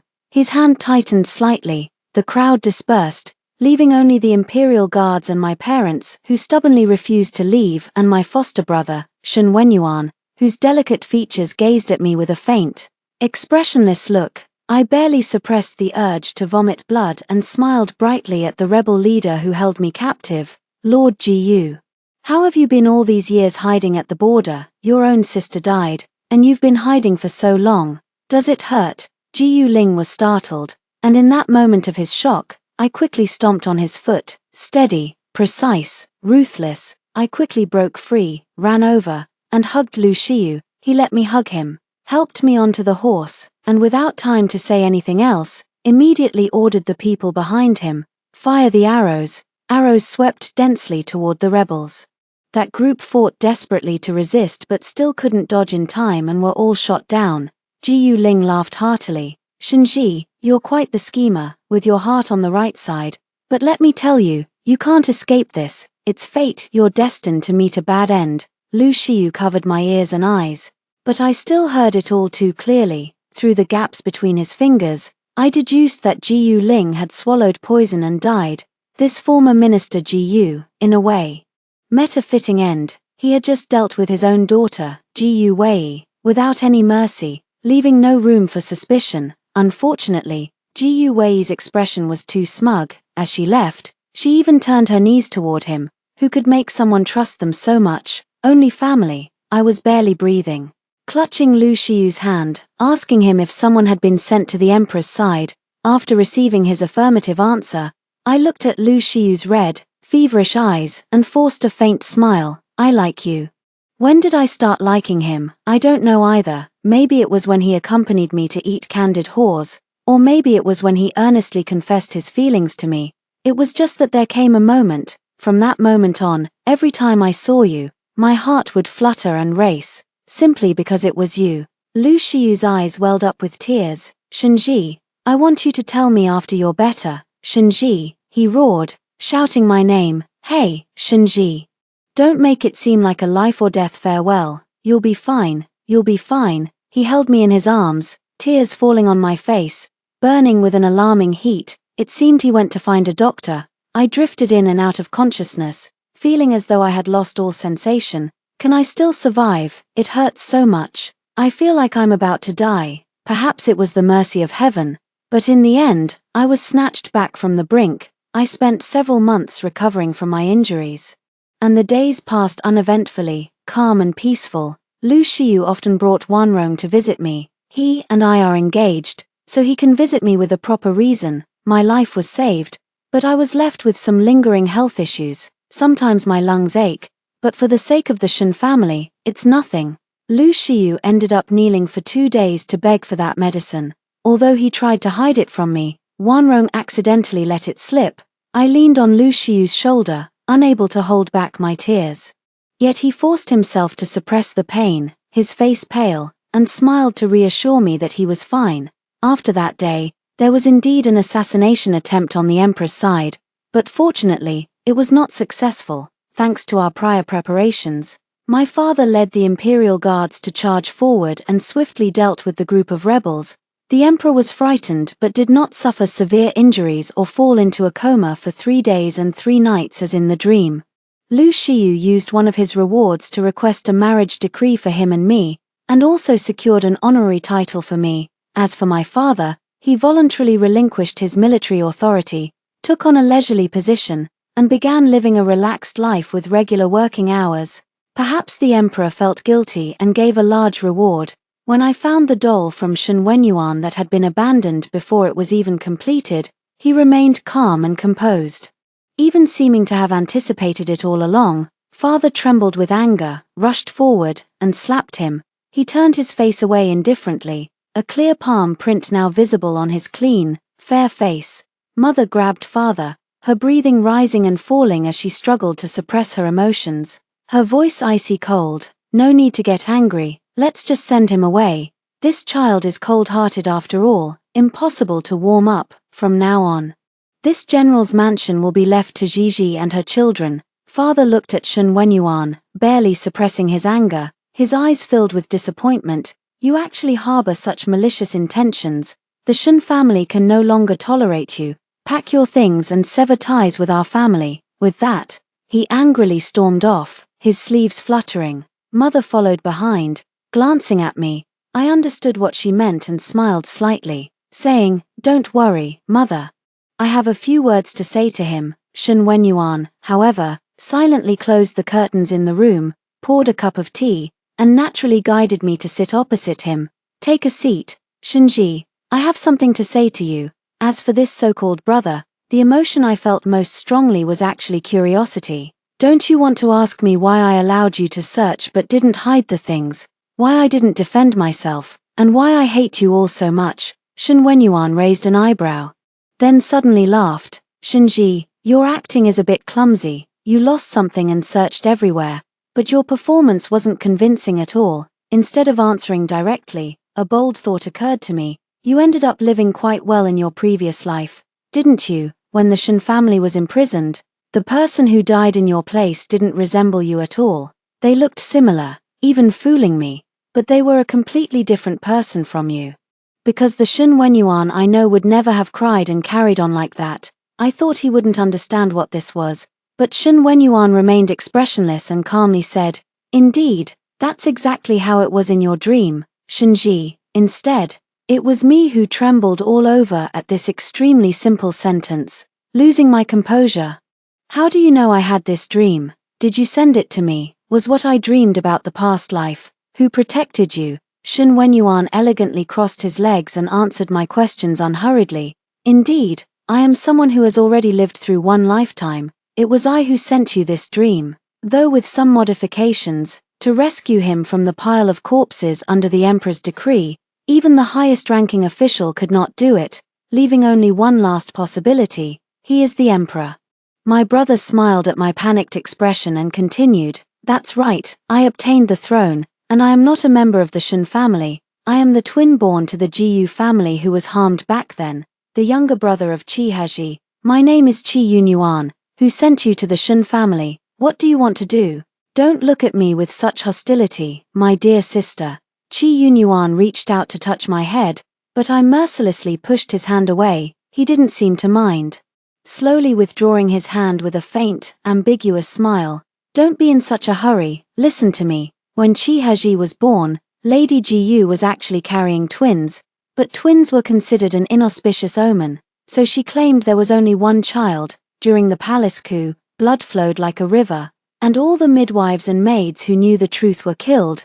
This made Lady Gu's plan easier. She entrusted a trusted palace servant to smuggle me out of the palace. As for Qi Heji, Lady Jiyu took a bold gamble, believing that the emperor would not harm his own child. Looking back, she gambled correctly. She also gambled correctly on another matter.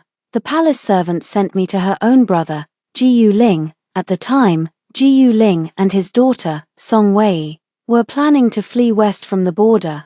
I don't know how they managed to survive, perhaps they happened to be outside at the time, but Jiyu Ling was indeed a formidable man, capable of ruthless action and strategic thinking, so this outcome isn't all that surprising. He had made up his mind to flee to the border to cultivate his influence and took his daughter along. Given the long and arduous journey, it was inconvenient to bring me, so he sent me to Prince Nanan, Qi Ling. Jiyu Ling had once saved Qi Ling's life, and in return, Qi Ling took the risk of raising me in his household. He was actually a very kind-hearted man, though unfortunately, he was unable to have children. It was during that time that I met his adopted daughter, Qi Yingying. His expression softened for a rare moment. You might think she is domineering and spoiled, but she is just an ordinary, lively, and lovely girl. The only person in the world who treats me the best is her. Later, the Prince of Nanan unfortunately passed away in a battle, and the Princess of Nanan treated Qi Yingying as her own daughter. She saw my feelings for Qi Yingying and, fearing that my unspeakable identity might harm her, sent me out of the mansion and entrusted me to your uncle, Shen Qing. You may not know why Shen Qing rose so quickly in those years. In truth, he was nothing but an incompetent mediocrity. Qi Yunyuan's voice was icy, as if he were speaking of people and matters that had nothing to do with him. Shen Qing deceived everyone, for the sake of easily attainable wealth and glory, and to surpass his younger brother. He even strangled his own child with his own hands, making me his true son in every sense. Unexpectedly, perhaps as retribution for that child, Shen Qing later fell seriously ill and died young. His wife naturally hated me to the core, and, fueled by her loathing for her husband, she wanted to take revenge on you. That's why she sent me to the Shen family. In truth, she hoped that you too would suffer misfortune because of my identity. After she remarried, I came here, met all of you, and have been at the Shen residence for 3 more years. Isn't it a coincidence? The look in his eyes made my heart skip a beat. This Shen family just happens to be the executioner who carried out the sentence for the Jiyu family. My father was just following orders. You're blaming the wrong person. I met his gaze directly, not backing down. If you want to blame anyone, blame the emperor. And do you really think a baby and a delicate woman could have escaped from the palace without anyone noticing? I sneered coldly. Qi Yunyuan's eyebrow twitched. What do you mean? He asked with difficulty. What I mean is, you've directed your hatred at the wrong person. The reason you want to pin your hatred on my father is also because you're picking on someone you think is weak, isn't it? Why not hate the emperor? Because you simply don't dare, at least not now. You can't do it. Whether you admit it or not, Qi Yunyuan, my father is your benefactor. He spared your life and raised you all these years. You owe our Shen family. Perhaps he recognized you long ago but kept it from us all this time, just so someone like you could survive. I pushed the chair back and splashed the tea from the table onto his face.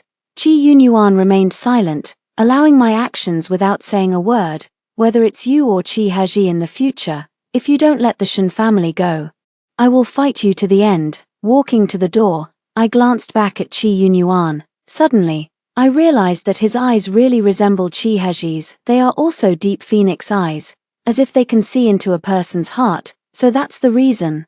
I was just thinking that there wouldn't be such coincidental similarities in the world. There's no story without a twist. Qi Yunyuan remained expressionless, wiping the tea from his face on his own, and called out to stop me. Shenji. I have one more thing to tell you. Perhaps I am not a good brother, but I beg you, don't let me down, and if necessary, spare Qi Yingying's life. If even the winners of the previous life lack confidence, how could I have any? If she doesn't harm me, I will do my best." After saying this, I turned and left without hesitation. The room was empty and pitch dark once the door was closed. Qi Yunyuan chuckled softly, slowly stroking the ring on his finger as he murmured to himself. Across the shimmering water, silent gazes meet. "Xiao Ying, I truly hope you won't meet the same fate as in the past life." When I returned, Lu Xiu was waiting for me in front of the house where I lived. Finished talking, he leaned to one side, raised an eyebrow, and waved the pastry in his hand at me. He looked absolutely stunning, and his casual gesture actually made me feel a bit of anticipation. It would be great if he always waited for me like this in the future, feeling a stir in my heart. I smiled and walked over to him, giving him a light kiss on the cheek. Lu Xiu's entire body seemed to be on fire, blushing from the roots of his ears all the way to his cheeks. He coughed unnaturally. "Gigi, ah," I responded, pulling him to sit down on the steps, propping my chin in my hands. I curved my eyes into a smile and looked at him. "Gigi, don't look at me with that expression anymore," Lu Xiu warned me. I didn't listen. Lu Xiu suddenly began breathing rapidly, and before I could react to what was happening, he pressed my head down, a long and fervent kiss. After sharing some pastries, Lu Xiu also gained a general understanding of the current situation. He accepted Qi Yunyuan's identity quite easily, but I was hesitating whether to tell my parents or not. In the end, I decided not to tell them for now. To avoid causing any trouble, perhaps this secret will remain buried within me forever. The clouds on the horizon gradually scattered and drifted, like a dancer lightly waving their sleeves while performing, or as if someone were hiding at the edge of the sky, exhaling and inhaling, with orange and gold hues reflecting each other. Truly a beautiful sight. Gazing up at the drifting clouds, I leaned into Lu Xiu's embrace and sighed. I fear the capital is about to undergo a great change. No matter what happens, we must protect the hundreds of people in the Shen family. He held me close, comforting me with a light kiss on my forehead. It definitely will." After that, there was a long silence. Both of us were lost in our own thoughts, uncertain about what lay ahead, and the unease of an impending palace coup made us lose the desire to speak. As I was lost in thought, Lu Xiu suddenly asked a seemingly random question. "Shenji, are you really willing to marry me?" His eyes were deep, not as if he were joking. "If I were to die, would you still be willing?" "Unwilling." Lu Xiu couldn't hide his disappointment, his lips trembling slightly as if he wanted to say something but didn't know how, feeling somewhat uneasy. Before he could finish speaking, I took the initiative to kiss him, silencing the rest of his words in my mouth, my voice firm. "Don't say such discouraging words. I have no regrets, because I love you, Lu Xiu." Lu Xiu embraced me once more, his smiling eyes filled with contentment. "Shenji, I suddenly feel that perhaps none of that will ever happen. This man is so easy to fool." I sighed. "I hope so. I hope none of that will come true. I do not seek wealth and honor, nor fine clothes and sumptuous food. I only wish for my family to be harmonious, happy, and healthy. And as for me and Lu Xiu, I hope we can have a simple and happy life. Is even this little bit too much to ask for?" Xianghua Temple. The monk before me had a kind face, yet carried an indescribable sense of compassion. He clasped his hands together and whispered to me, "Benefactor, this humble monk does not know whether fate can be changed. The secrets of heaven must not be revealed. Dreams, as they are called, are all the result of karma, an endless cycle. Benefactor, if you think that what is gained may be lost, compared to never having gained it at all, how would you choose?" After much thought, I chose the former. Amitabha, then the benefactor may proceed with the marriage. However, as for what may happen afterward, this humble monk does not know. He gave me a deep look. I unfolded the fortune stick in my hand. The deer of Chengju fled, the Su terrace collapsed, the candle extinguished the darkness. Yet the gossamer fruit remained. As the day drew near, I devoted myself entirely to the wedding with Lu Xiu, with no time to spare for anything else, because I had altered the fate of the Shen family. The day when Qi Haji and Song Wei would take action was pushed back considerably. Lu Shiyu, unable to see me in the days leading up to the wedding, felt quite aggrieved. I found it somewhat amusing and gently comforted him. He was quite pleased, feeling content, and obediently waited to marry me. Wanrong also had her marriage settled to Qin Qing, the deputy commander under Lu Shiyu. He is quite loyal and honest. The wedding is set for early March next year. And I heard it was a match of mutual affection. Lu Shiyu and I are both very happy for her. I recall the summer 2 years ago, around this same season, when we went through a period of turmoil, but this time, I am marrying the person I truly love. The morning light is just beginning to dawn. Peach Pearl woke me up and sat me down in front of the dressing table. She and a few other maids began to apply my makeup and dress me up. While a ceremonial woman came to thread my face, I yawned. I don't know how long the makeup took, but the sky grew a bit brighter, and Mother and Wanrong quietly entered. Mother held one of my hands, and Wanrong held the other. Both of them were somewhat happy, yet on the verge of tears, holding back their emotions. Instead, I smiled and comforted them. Don't be sad. Your wedding is a joyous occasion. Mother wiped away her tears and sniffled. Jiao Jiao looks so beautiful. I hope my daughter stays safe and well. Free from worries for the rest of her life. She will, Auntie, Wanrong replied, her eyes also brimming with tears. When Lu Shiyu held my hand and helped me out of the sedan chair, and we bowed together before his parents, I still felt a sense of disbelief. I had truly married the person I loved, just like that. Tears wanted to fall freely, but I still didn't dare, afraid that with just a little more, this happy scene would suddenly blur, bow to each other as husband and wife. Lu Shiyu and I bowed to each other. He smiled softly, lifting his eyes to glance at me. My heart inexplicably skipped a beat again. He looked exceptionally handsome today. Even on ordinary days, he was already good-looking. But today, with a touch of makeup and the red wedding attire, his features were as exquisite as a painting, radiating vitality. He truly was an exceptionally handsome groom. Wait for me in the room, Lu Shiyu whispered in my ear as I was helped up by the maid. A blush spread across my cheeks. I answered shyly and softly, all right, but in the end, I never got to wait for Lu Shiyu. On the very day of our wedding, Qi Hezhi and Song Wei made their move. At a moment none of us had anticipated. It was late at night, and I was in the bridal chamber waiting for Lu Shiyu while secretly nibbling on some melon seeds and snacks he had slipped to me through Daozhu. The pair of dragon and phoenix candles on the table were burning, casting a faint, flickering, and lingering shadow of a person on the bed. I waited for Lu Shiyu for a very, very long time, but he never came. As the night grew deeper, I unexpectedly fell asleep without realizing it. Suddenly, the candle holder went out. This happened so quickly. As I slowly regained consciousness, my eyebrows suddenly twitched, and a sense of foreboding surged in my chest. I called out several times for Daozhu to add more candlelight, but there was no response. Suddenly, the sound of fighting came from outside the room, the clash of blades ringing in my ears. My heart felt as if it were being squeezed. Terrified, I stood up from the bed, but after taking just one step, I stumbled and fell. Ignoring the pain in my ankle, I shouted loudly, Daozhu, Daozhu. No one answered. I pulled out the pearl hairpin from my head and slowly limped to the door, lifting the curtain. The scene before me made me gasp in shock.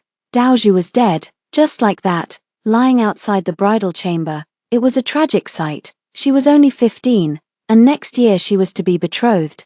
All around, maids and matrons lay scattered on the ground, some with traces of joy still lingering on their faces, others with eyes wide open in death, unable to rest in peace. Not a single living soul was in sight. I struggled to step out of the bridal chamber and looked out into the distance. The Enyang Marquis's estate was already engulfed in flames and chaos. Lu Shiyu, Lu Shiyu. I held back my tears and shouted loudly. I knew he couldn't hear me at all, but I truly hoped he would be safe and sound. Panic took over my entire body, and I forced myself to calm down to think about what other strategies I could come up with next, but I simply couldn't think of anything. I don't even know how the Shen family is doing now, or where my father and mother are. Did my father actually follow the method I told him before? Is the emperor dead now? And where is my aunt? Suddenly, a dark figure approached, and I instinctively picked up the pearl hairpin to defend myself. The person hesitantly called out my name, then reached out to pull me over. Caught off guard, I swiftly slit their throat. The man died with his eyes wide open, as if he had something to say to me. But I would never know what it was. Suppressing my fear, I searched through his clothes. Judging by the black attire and the mark on his wrist, he seemed to be one of Chi Haji's men. As I was pondering this, another group of people suddenly approached from a distance, their figures hazy and indistinct, making it impossible to identify them. My legs trembled, and I thought to myself that this was bad, believing I was about to die here. In a moment of desperation, I resolved to charge out and fight to the death, but then I suddenly recognized the leader as Qin Qing. I almost wept with joy, hurriedly tucking in the hem of my clothes as I walked over. When I reached him, I stumbled and fell. Qin Qing wanted to help me up, but I couldn't care less. How is Lu Xiu? Is he all right? My mind was filled with only one thought. I grabbed his robe and pleaded, "You must save him, save him." Upon hearing this, Qin Qing's expression turned dejected. "Let's not talk about that, Miss Shen. Commander Lu asked me to take you away from here. He's in the middle of the battle." "No, how could you come to save me? Lu Xiu is in dire straits right now. How could he spare so many people to rescue me? I order you to go save him immediately." Without hesitation, I picked up the hairpin and pressed it against my neck. "If you don't go, I'll die right here." Qin Qing sighed, knelt before me, and with a pained expression, forced himself to speak through his grief. "Commander Lu is already gone." His words struck me like a thunderbolt, echoing in my ears. I took a step back in disbelief, shaking him desperately. "No, no, how could he die? He can't be dead." By the moonlight, I suddenly noticed that Qin Qing and the people behind him were covered in large patches of bloodstains on their bodies and faces. As if I had lost everything, I collapsed weakly to the ground. Qin Qing's sorrowful voice reached my ears. I stared at him blankly, trying to figure out what he was saying. He said that Lu Xiu had been injured in the knee, ambushed, and died. Lu Xiu was just gone like that, the one who was so arrogant, who pinched my cheeks, who ate candid whores with me, just like that. He was dead. I finally managed to make my voice work. "When did he die?" Qin Qing lowered his head. "Just a cup of tea ago." "A cup of tea? Ha ha ha ha ha." I suddenly burst into laughter. The lantern in my hand illuminating Qin Qing's bewildered and uncertain face, he stared at me in confusion, unaware that the prophecy had come true. A candle can indeed dispel darkness, but I will not possess this candle forever. Even if I have it, it will eventually extinguish. The candle went out along with Lu Xiu's death. I simply had no way to change anyone's fate. Even if it was temporarily altered, it would eventually be pushed back onto its original path, always ending in the same tragic downfall. Tears fell as I asked him, "Do you know what happened to the Shen family?" Lord Shen led the Shen family army into the palace, but he was too late to save the emperor. However, he found evidence that the crown prince was responsible for the emperor's death. The imperial city has already changed hands, and Lord Shen is now fighting the crown prince's forces inside the palace. "Lord Qin, I order you to lead the troops and follow me into the palace immediately." I sneered coldly, smashing the hairpin in my hand to pieces. No one stopped Qin Qing and me. The palace was already a river of blood. Only by witnessing it firsthand did I realize how tragic this word, so easily spoken, truly was. Corpses lay everywhere, each one someone's beloved parent, spouse, or child. All those familiar faces and heartfelt affections from the past, all were washed away by blood, all ceased to exist. Men and horses clashed in fierce combat. Though my father fought valiantly, he was outnumbered and somewhat overwhelmed. Behind him, a man covered his bleeding hand, struggled to his feet, and raised his sword, about to strike at him. I let out a loud shout. Urging my horse forward to block the sword aimed at my father from behind, I stabbed the man fiercely in the chest, and after a single cry of agony, he fell still, never to move again. My father froze, then turned and saw me, his expression instantly turning anxious. "Jiao Jiao, why are you here? You must leave, now." "Father," my voice was calm, "I cannot leave. I have come to help you, to do whatever I can. I know some martial arts, though not deeply. I can handle myself well enough, but truth be told, I would rather die here myself." In the distant crowd, I saw Chi Haji again, a long-awaited reunion, clad in armor, with speckles of bloodstains on his body. yet his face remained exquisitely cold and detached. Chi Haji also saw me at the same time. He suddenly stood on tiptoe and leaped, rushing toward me. I raised my sword intending to strike him, but he nimbly dodged, wrapped his arm around my waist, unable to break free. I was carried by Chi Haji through the forest of blades and sea of swords, arriving at a secluded place. "This is no place for a young girl like you." He lowered his gaze, extending his slender, jade-like fingers to wipe the blood from my face. I glared at him with disgust. But Chi Haji paid no mind, smiling as he blocked my sword once more. "I was right to act today. Gigi, you look truly beautiful in this wedding dress. Though it seems the person I entrusted to bring you back failed." He ordered a few guards to look after me, then turned and plunged back into the sea of fighting.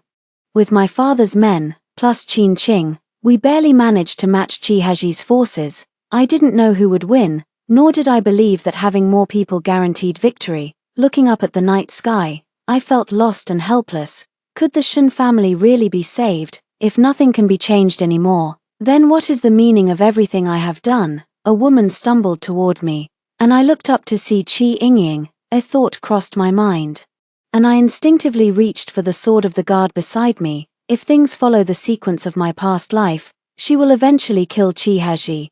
But I don't know if she intends to kill me first now. If that is her intention, then should I? I cannot die now. I am too foolish. How can I die so early? I have not yet seen the Shen family survive, and I will never be willing to accept it. However, she suddenly fell to her knees with a thud and kowtowed to me several times. I slightly loosened my grip on the sword, but did not fully relax. "Please, you must bring Lu Shiyu's body back later, so that he can be better off there after death. I know I'm not as capable as you, nor as clever. I can only beg you to do this one thing." Qi Yingying's beautiful phoenix eyes were bloodshot, and her dress was stained with blood and scratches, a shocking sight. She, a pampered and delicate woman, had just experienced a palace coup and then rushed to me. Likely having endured much hardship, I nodded, forgetting past grievances in that moment. At least for now, we were united. "Don't worry, I will go find him. He will definitely see it through to the end." I looked at her and forced out these words with difficulty. Qi Yingying smiled with relief, but then suddenly shot me a venomous glance. "Shenji, sometimes I really envy you. But now I think, since Lu Shiyu likes you, I'm not at a loss. I originally planned to kill you if you didn't agree. But you truly do care for him, so I can't take action anymore. If I kill you, he will blame me. My father is dead, my mother is dead, I have nothing left." She murmured, "This is the last thing I can do for you. This is something I planted on Song Wei during the flower viewing banquet, and later transferred to Chi Haji. Unfortunately, he still didn't spare Lu Shiyu." Before I could stop her, Qi Yingying suddenly stuffed a dark, wriggling insect into her mouth. Then, she pulled a dagger from her sleeve, murmuring a few prayers and incantations I couldn't understand. Her movements were swift, and a faint smile still lingered on her face as she slowly collapsed to the ground. As she fell, the figure on horseback in the distance also tumbled down. Judging by the color of the armor, it was undoubtedly Chi Haji. He turned back, glanced at me holding Qi Yingying, and spat out a mouthful of blood. He seemed to be saying something, but from this distance, nothing could be heard clearly. Song Wei screamed and lunged toward him, only to be pierced through the heart, her fine garments torn. Perhaps her resolve to die was already firm, for she offered no resistance. This scene was strikingly similar to that time, only the roles had now been reversed. Qi Yingying struggled to force out a few words from her mouth. "I gave him a GU poison. If the mother dies, the child must perish." Unable to hold back the tears in my eyes, I shouted at the guard beside me, "Go call a doctor, quickly." But I suddenly realized that the guard had already gone to save Chi Haji. It's no use. Shenji, you must live well." Qi Yingying weakly uttered her last words, her beautiful eyes slowly closing as she breathed her last in my arms. I threw myself on her and wept. She was granted the title Yongle, beautiful and noble. Yet in the end, she went against the grain and failed to win people's favor, despite some old grievances. Perhaps because of a sense of mutual understanding, I still wanted to cry for her. Tonight, ever since Lu Shiyu's death, the emotions I've kept hidden until now could no longer be contained. Yongle, in your next life, you must live in eternal joy and prosperity. Just as the situation seemed about to turn around, a third team suddenly surged in. Qi Yunyuan stood with his hands behind his back, as if he had everything under control, appearing calm and composed. The one who had just stabbed Song Wei with a knife was him. When both sides suffer losses, it's the fisherman who profits from the fight between the snipe and the clam. What a clever scheme indeed. I coughed up blood, enduring the pain, yet still fell to my knees on the ground. Could it be that in the dream of my past life, Qi Yunyuan concealed himself from me, not revealing that the outcome was not a new dynasty of competing heroes, but that he was the one who ultimately seized the throne? Qi Yunyuan's gaze swept through the crowd and happened to land on me. He froze for a moment, then rushed toward me. What happened? Shenji. Qi Yunyuan looked at the lifeless Qi Yingying in my arms, his pale lips trembling slightly. It was the first time I had seen such an expression on his face. She's dead, I said without mercy, my words dripping with sarcasm. You're not actually fond of her, are you? Qi Yunyuan nodded with utter naturalness, showing no trace of shame. That's right. I am fond of her. Disgusting. He didn't respond, quietly shifting the topic instead. Guess what Qi Haji just said to you? What? I didn't expect Qi Yunyuan to bring this up at this moment. He said, Jiji, if only I had told you back then. I sneered coldly. The love between Qi Haji and me had long since died. It was ultimately a relationship that was fated but not meant to be. It died from his lack of trust, from his suspicion and ambition, and from the hatred we could never overcome. Lu Xiyu is also dead, not a single person survived. Impressive skills, Shen Wenyuan. I smiled as I looked at him, suddenly leaning in closer. I wanted to remind him of this name, to remind him of the past events. He also smiled slightly as he looked at me, but did not take any action. The one who will ultimately win is definitely the Shen family. Then we'll just have to wait and see. Qi Yunyuan remained neither angry nor annoyed, still calm and composed. However, I quietly hid something in my hand. Qi Yunyuan ultimately lost. He was too impatient, and the people he cultivated were not skilled enough. Moreover, this life is different. He sent me a dream, and father had much more time to prepare, so he didn't have to rush and panic like in the previous life. Watching the defeat unfold like a collapsing mountain, Qi Yunyuan let out a faint sigh, still smiling as beautifully as ever. My father raised his sword and pointed it at him. I naturally knew Qi Yunyuan had a way to escape. He had the ability, but I absolutely could not let him go, or there would surely be endless trouble. No one spoke again, only the sound of breathing could be heard. The atmosphere was quiet, yet it concealed the tension of an impending storm. Shen Wenyuan, you have already severed ties with our Shen family. Why not surrender now and secure a peaceful end? I declared loudly, my voice laced with persuasion, drawing everyone's attention. Come here, and I will give you Qi Yingying's body. You can even see her one last time. The people around me looked at me as if I were a fool, unable to believe that Qi Yunyuan would truly give up his life and the chance to rise again, all for the body of his deceased beloved. A few people couldn't hold back and wanted to urge father to strike first. But Qi Yunyuan obediently allowed all his weapons to be taken away. I watched helplessly as he walked toward me. I handed Qi Yingying over to him. He took her, showing no disdain for her already cold body, brushed aside her disheveled hair, and lowered his head to kiss her lips. Suddenly, I twisted my wrist and drove the dagger into his chest. I thought I should have been very calm and composed at that moment, but my hand was still trembling. Qi Yunyuan was still smiling, giving me a deep look. My life really hasn't been fortunate enough. I never knew my father, my mother never loved me, and now I'm dying at the hands of my own sister. But this is my fault to the Shen family. A life for a life. I don't know if it's enough. Shenji, you're too clever. So love isn't something that suits you. In my past life, I became the emperor, but the deep palace was too cold, and there was no Qi Yingying. In this life, I don't plan to play that game anymore. So I'm entrusting this dream to you, to see if you can change something. By now, he was already struggling to speak, but he forced himself to continue. Shenji, congratulations, you won. If there is a next life, I hope our first meeting won't be so disgraceful. It would be great if you were truly my sister. Qi Yunyuan turned his head again, taking a deep look at his father not far away. His lips moved slightly, as if trying to utter a few words. His father looked utterly bewildered. His voice was barely audible, and I made out those few words by reading his lips. Thank you, father and mother, Chi Yunyuan, or perhaps Shen Wenyuan. His eyes lost their light. His hand touched my face, then slowly fell, slipping weakly to his side. I expressionlessly threw away the dagger in my hand. My father was stunned. He rushed over and hugged me, while the others swarmed in and completely destroyed Shen Wenyuan, the treacherous rebel. These beautiful women all met tragic ends.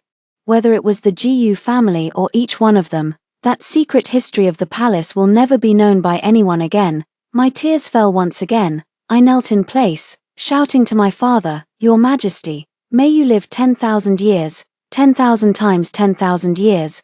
The others also knelt down in unison. Father looked somewhat puzzled. "Jiao Jiao, what are you? The late emperor has passed away, and all his descendants have also perished. Now we should follow the will of the people and support someone capable and virtuous as the new emperor. No one is more suitable than General Shen," I said solemnly. Father sighed helplessly, unsure whether to accept or refuse. Suddenly, I saw a figure running toward us. It was Mother. Behind her were the panicked guards of the Shen family. Fortunately, Mother was unharmed. Aside from a few minor scrapes, I couldn't rest easy at home, so I came. Mother looked earnestly at Father, Shen Lang. "I heard everything. I know staying at home all day isn't what you want. A man should pursue his heart's desires and achieve great things. This world was won by Gigi and Iji at the cost of their lives. It's only right that we accept it." Father let out a deep sigh, took Mother's hand, and gently smoothed a stray lock of hair from her forehead. "Okay, it is said that Aunt Shen, the Empress, upon hearing the news of his death in the palace, took her own life. Father was overwhelmed with grief and arranged her burial with royal honors. The world was pacified. Mother naturally became the Empress, and I was also granted the title of Princess. I also took the opportunity to request a posthumous title and proper burial for Qi Yingying. Fortunately, after that palace coup, I still managed to find Lu Xiu's remains. Even though they were somewhat incomplete and not as handsome as before, I still held him tightly in my arms, exactly as I dreamed it would be. He was very quiet, with a faint smile on his face, his beautiful eyes tightly shut, his body already decayed and turned a mottled green. Even though I am now a princess of noble status, what does it matter? People can never outwit fate. Jiyu Ling was right. I have inherited the fate of my aunt in the dream. Though it was by my own request, leaving the palace to practice asceticism and taking refuge in Buddhism, my father and mother are still young. I pray for them, hoping that in the future they will have a child whose fate is not as troubled and whose mind is not as stubborn as mine. The moment I stepped out of the palace gate, the sunlight was just right. Gazing at the palace walls, I couldn't help but lose myself in thought.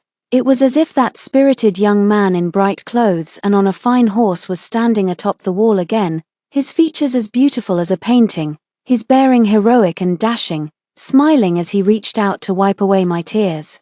"Shenji, why are you crying? Don't cry, it's so ugly." He was in the prime of his youth, every smile and frown captivating, the sunlight dazzlingly bright, illuminating the upward curve of his lips as he smiled. Slowly, I reached out my hand, wanting to grasp him, just a little more, and he would have come over. "Your Highness," the little maid beside me called out in confusion, interrupting my thoughts. I stared blankly at her youthful face, which bore a slight resemblance to an old acquaintance, and suddenly realized that she was not the Daozhu I had known. So Daozhu had left too. She still didn't know how to untie the fifth ring, and she was supposed to wait for me to teach her slowly in the days to come. What a shame she never got the chance.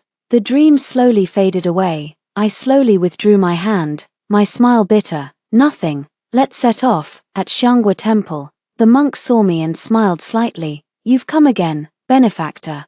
Perhaps you and this place are bound by fate." He handed me a letter. "This letter was written by Commander Lu, entrusted to this humble monk to deliver to your Highness." I smiled as I took the letter, not knowing why tears began to fall. "Lu Xiu, in the next life, you must be happy. I love you, you must forget me. Extra, my beloved Gigi." Reading your words feels like seeing you in person. Forget it, Shinji. I'm still not used to writing so elegantly. I grew up in the military camp.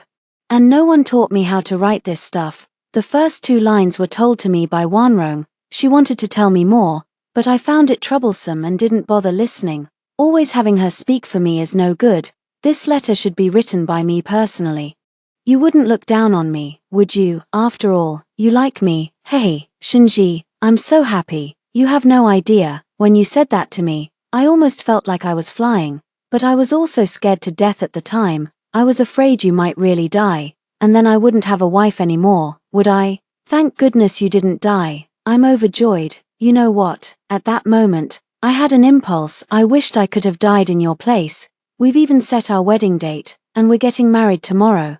I'm so happy. I feel like all the suffering I endured in my first 17 years was worth it. I've had a crush on you since I was little, which is why I teased you. Otherwise, with so many girls in the palace, why would I always follow you around and even risk treating you to candid whores? Almost getting beaten by my father, but you just had to like that guy named Chi, so I had to swallow my feelings. When you were with him, I was absolutely heartbroken. I felt like I would never marry in this lifetime, and if that happened, my father would definitely beat me to death.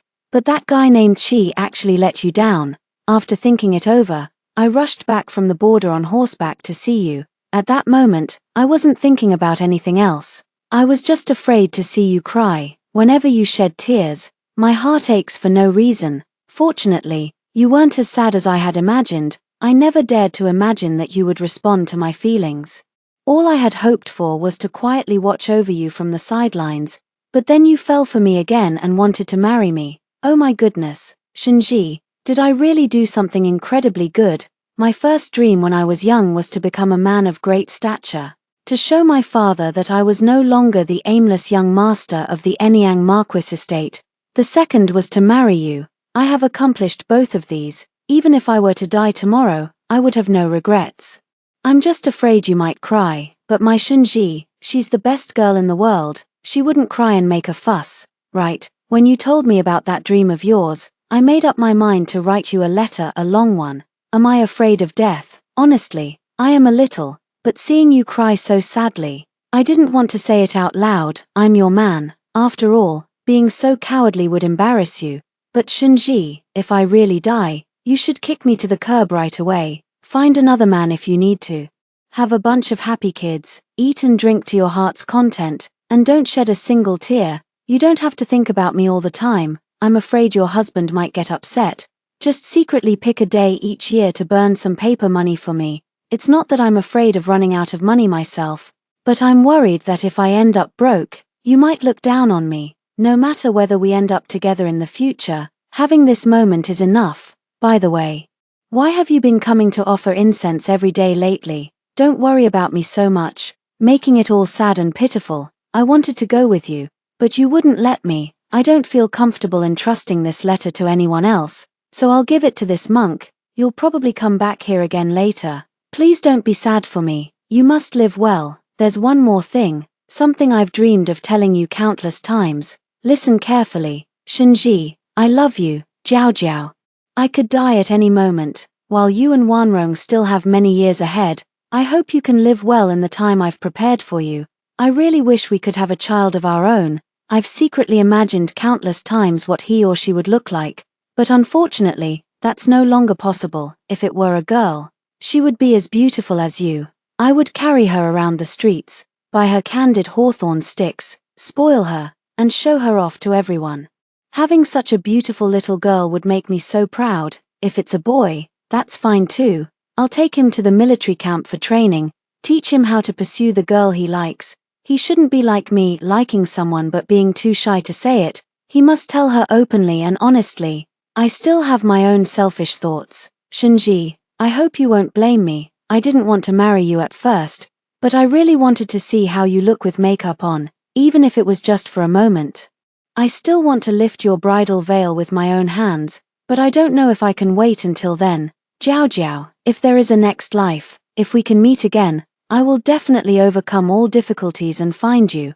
After hearing the 2 stories above, what are your thoughts? Feel free to share your opinions in the comments section. Looking forward to hearing from you. If you liked this story, don't forget to like it, share it, and subscribe to my channel. See you next time.